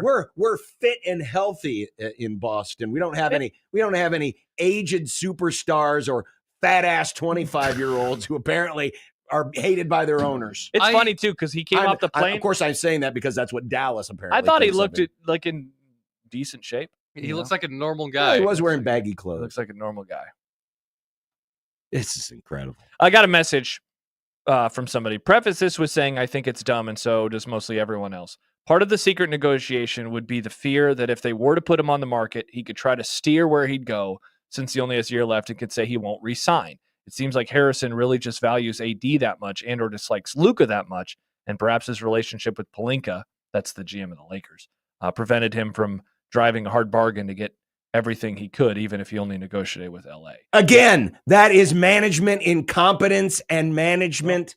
No one's going to argue with you there. That is malpractice Yeah. at the highest level. This is one of those. Because if anything to say, well, I don't want to screw over my friend. First of all, you allowed your friend to screw over you. Yeah, but he got Anthony Davis. Oh my God, he got Anthony Davis. Oh, People man. call him AD. That's They a do. nickname. Or the unibrow. Or the brow. Unibrow? Brow? I don't remember. Hey, I think there's something in the water in Dallas. Makes people really dumb. Hey, shout out to Jerry Jones, man. Second worst owner in that city now. Second worst. Pretty wild. It's hard to Wow, argue. Jordan says, Luka handshake meme, Dylan Raiola. Wow. Look at what you just did. What did I do? What did you call Luka? A fat ass. And now we have No, like that's this. what Dallas, that's what the Mavericks ownership was calling You him. then called him a fat ass as well. I'm just quoting what they said. Interesting. I think we shouldn't comment on people's weight. Well, they're professional athletes. I think it's okay, actually. Oh, so they're not people? No, I think it's They okay don't to have talk about how feelings. fit or not fit athletes are. I think that is totally fine because it's a part of the job. You have to be fit to play a professional He could be sport. thick fit. That said, the guy is so freaking good, and it's almost like, I don't want to say who cares, but he is still really good. If I were the Mavs, my hell now is him getting healthy and actually shedding a few LBs. Because for all the negative you want to say about LeBron, the dude has taken care of his body at a rate that no one in professional sports ever has. The guy spends seven figures a year. Great shape. All he's got to do is give him a couple pieces of advice. Hey, maybe, drink this instead of drinking that. Hey, maybe have some broccoli with dinner. Hey, only have In-N-Out twice a week. Exactly. Instead of 4 times, have it twice. Instead, Luka will be the one pining for those butterscotch candies. Luka, I'll teach you. We can run 80 miles a week. Maybe you could Pavlov Luka. If you run 5 miles, you get a double-double. Wow. A double like animal style? Well, animal style is if you run 2 more miles. Is the bonus. The reward actually should be he won't go to In-N-Out. That would be the reward. We'll go somewhere good, Luka. Okay. He says, what? Like enough of Shake this Shack? blasphemy. Andrew says, John, I hear body shaming in 2025. You need to wash out your filthy mouth with soap in the sink in your bedroom. Oh, never. Absolutely never. Coming up next, we have content, and the nerds are trying to sabotage us. With bedroom sinks? And we might have another candidate for the Josh Odson puking at work man of the year. Ain't no poser says person of the year. Josh, you're an idiot. TB12 was and probably still more athletic than LeBron. First of all, that's an idiotic comment. Second of all, I didn't say LeBron is more athletic than Tom Brady. Third of all, LeBron is way more athletic than Tom Brady. What are we talking about here? Is this Corey Lathrop's burner account? What is happening? Tom Brady's a dork. He is a dork. I'm confused as well. I'm an idiot because I said LeBron is one of the. Would I be wrong in saying I'd rather have LeBron on the Super Bowl broadcast than Tom Brady? That would be fascinating. Sign me up. What year is it? Why is this guy having weird Tom Brady defense? Excellent question, Nick. It's 2025. It's probably that Alex Guerrero guy. Maybe it is Alex Guerrero. 1620 The Zone.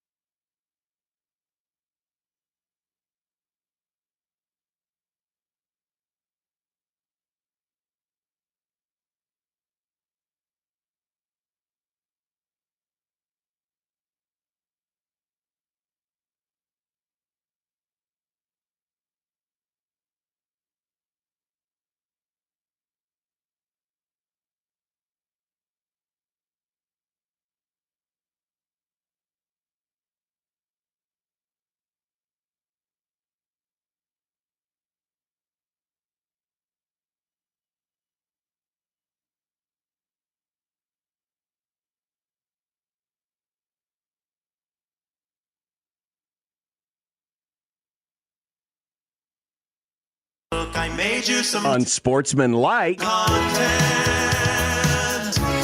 Unsportsmanlike content. Unsportsmanlike content.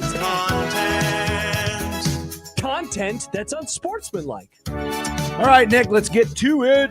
Not last night, Saturday night. John, don't call me Calamari Calipari, returned to Rupp Arena for the first time since he left Kentucky for Arkansas. Here was the reaction.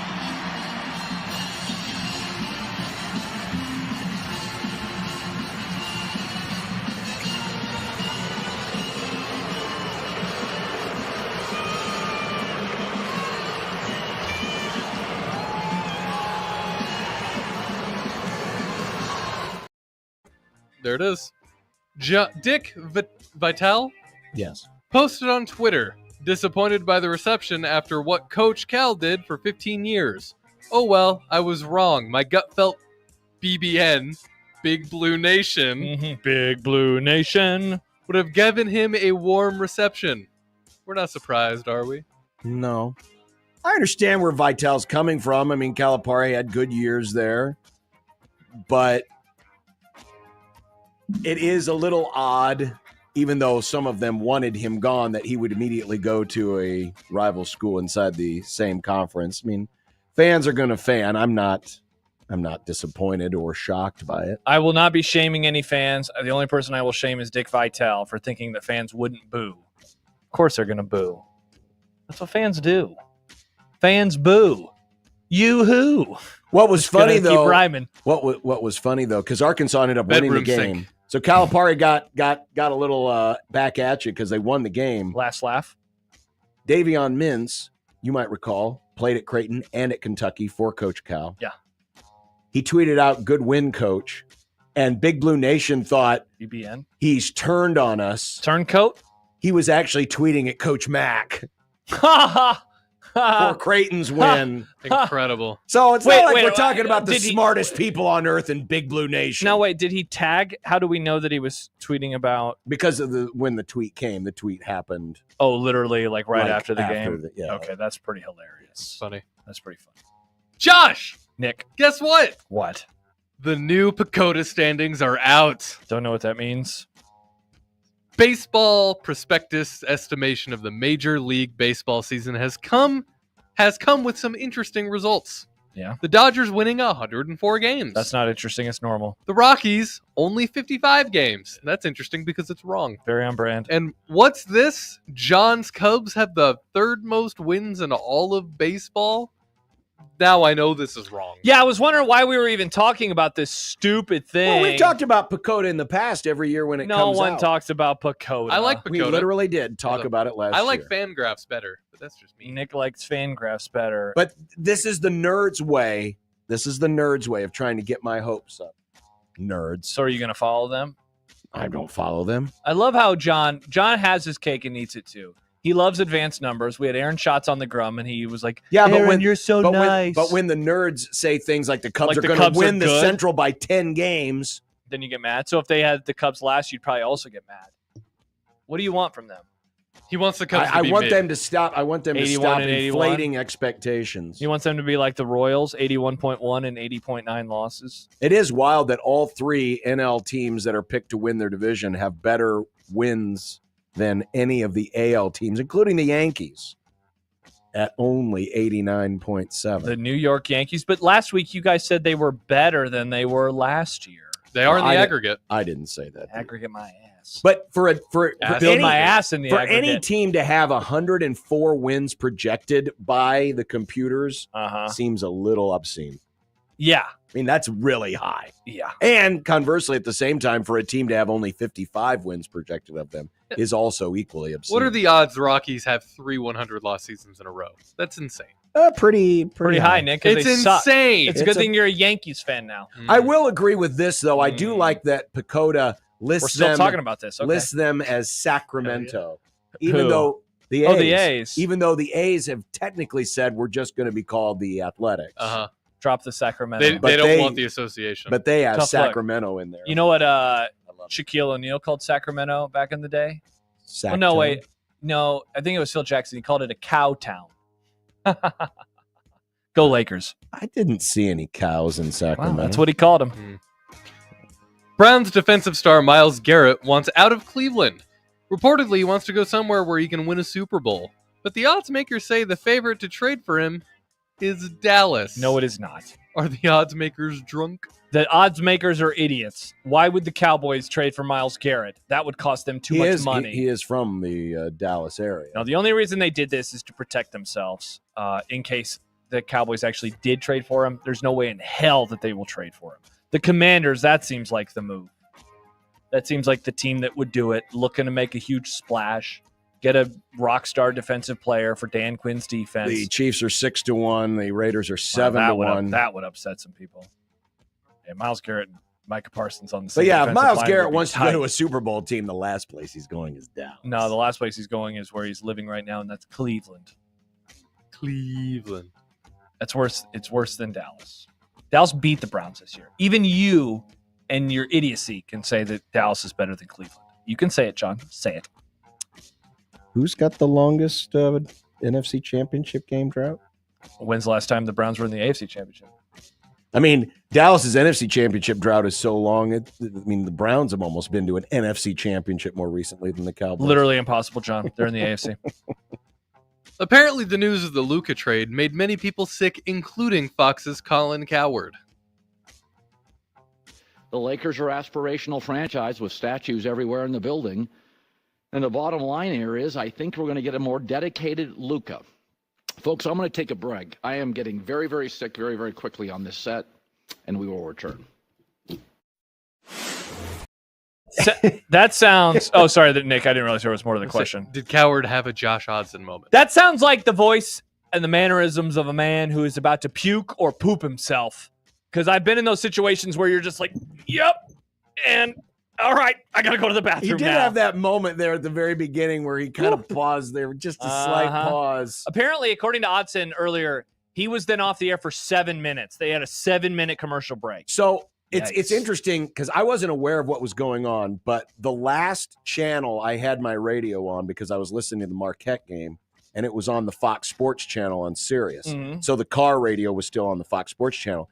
And as I'm getting in the car, Oh, so did you hear this? no, well, they were playing like some weird, like just random music, filler music. Okay. And I'm pulling out of the driveway going because I'm trying to think, what channel do I? Oh, I got it on Fox. Why are they playing music? And then the substitute host came on Mm-hmm. and explained, Colin's sick, and so I didn't know the background of the story. I didn't realize they were gone for 7 minutes. Yikes! Which makes me wonder that he did spew all over the set because they had to clean up the set before the man. next dude could come in. I guess in that case, I probably wish they had a sink in there. Yep. Exactly. See, But it's not this a is another bedroom. reason why on the Studio glorious, sink. on the blessed day that we take over the sweet studio, we're going to have a sink put in right next to Josh. No, it can be in that little cubby hole of a studio. Well, no, we want it in the studio so that if you have a moment, because you puke too in the famously sink. have tried to puke on the air. Didn't you have that one moment where you had the trash can? I next to did. you? I almost threw up on the air one time. Oh, was Yeah. that food poison day?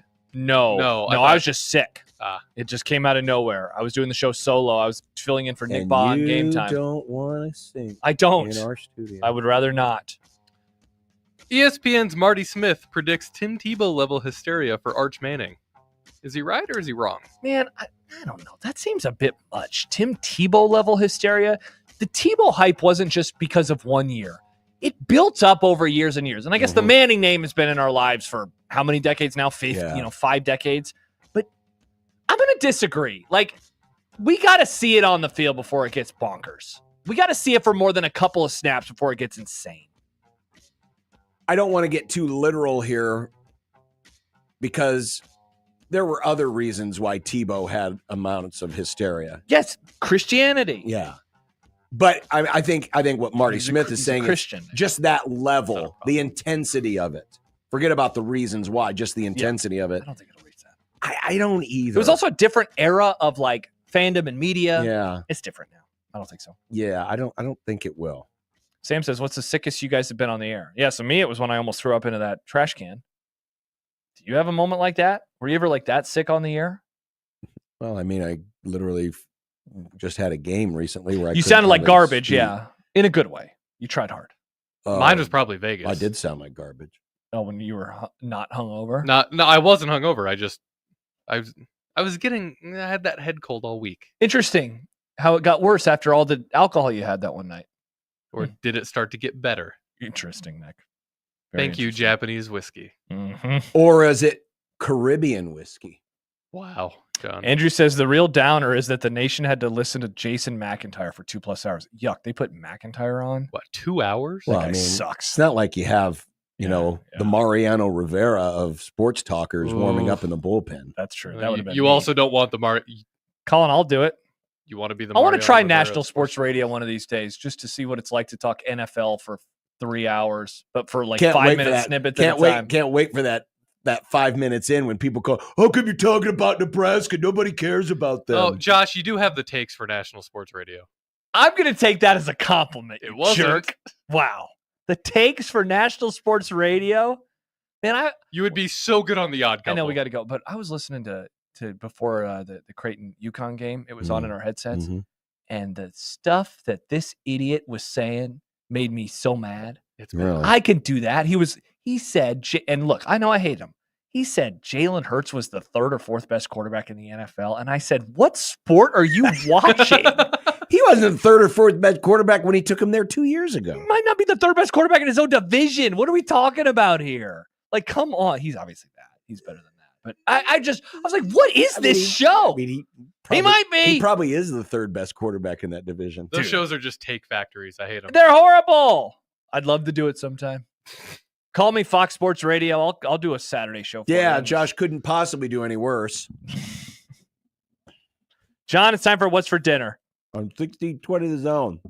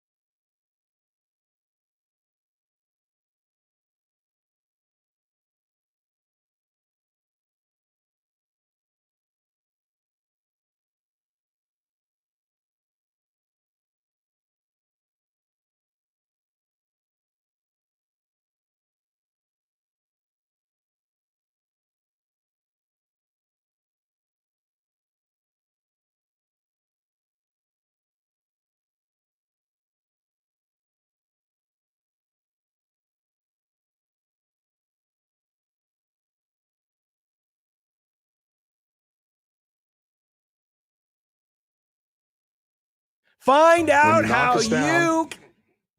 Sorry. What's for dinner, John? Oh, go ahead. Keep playing.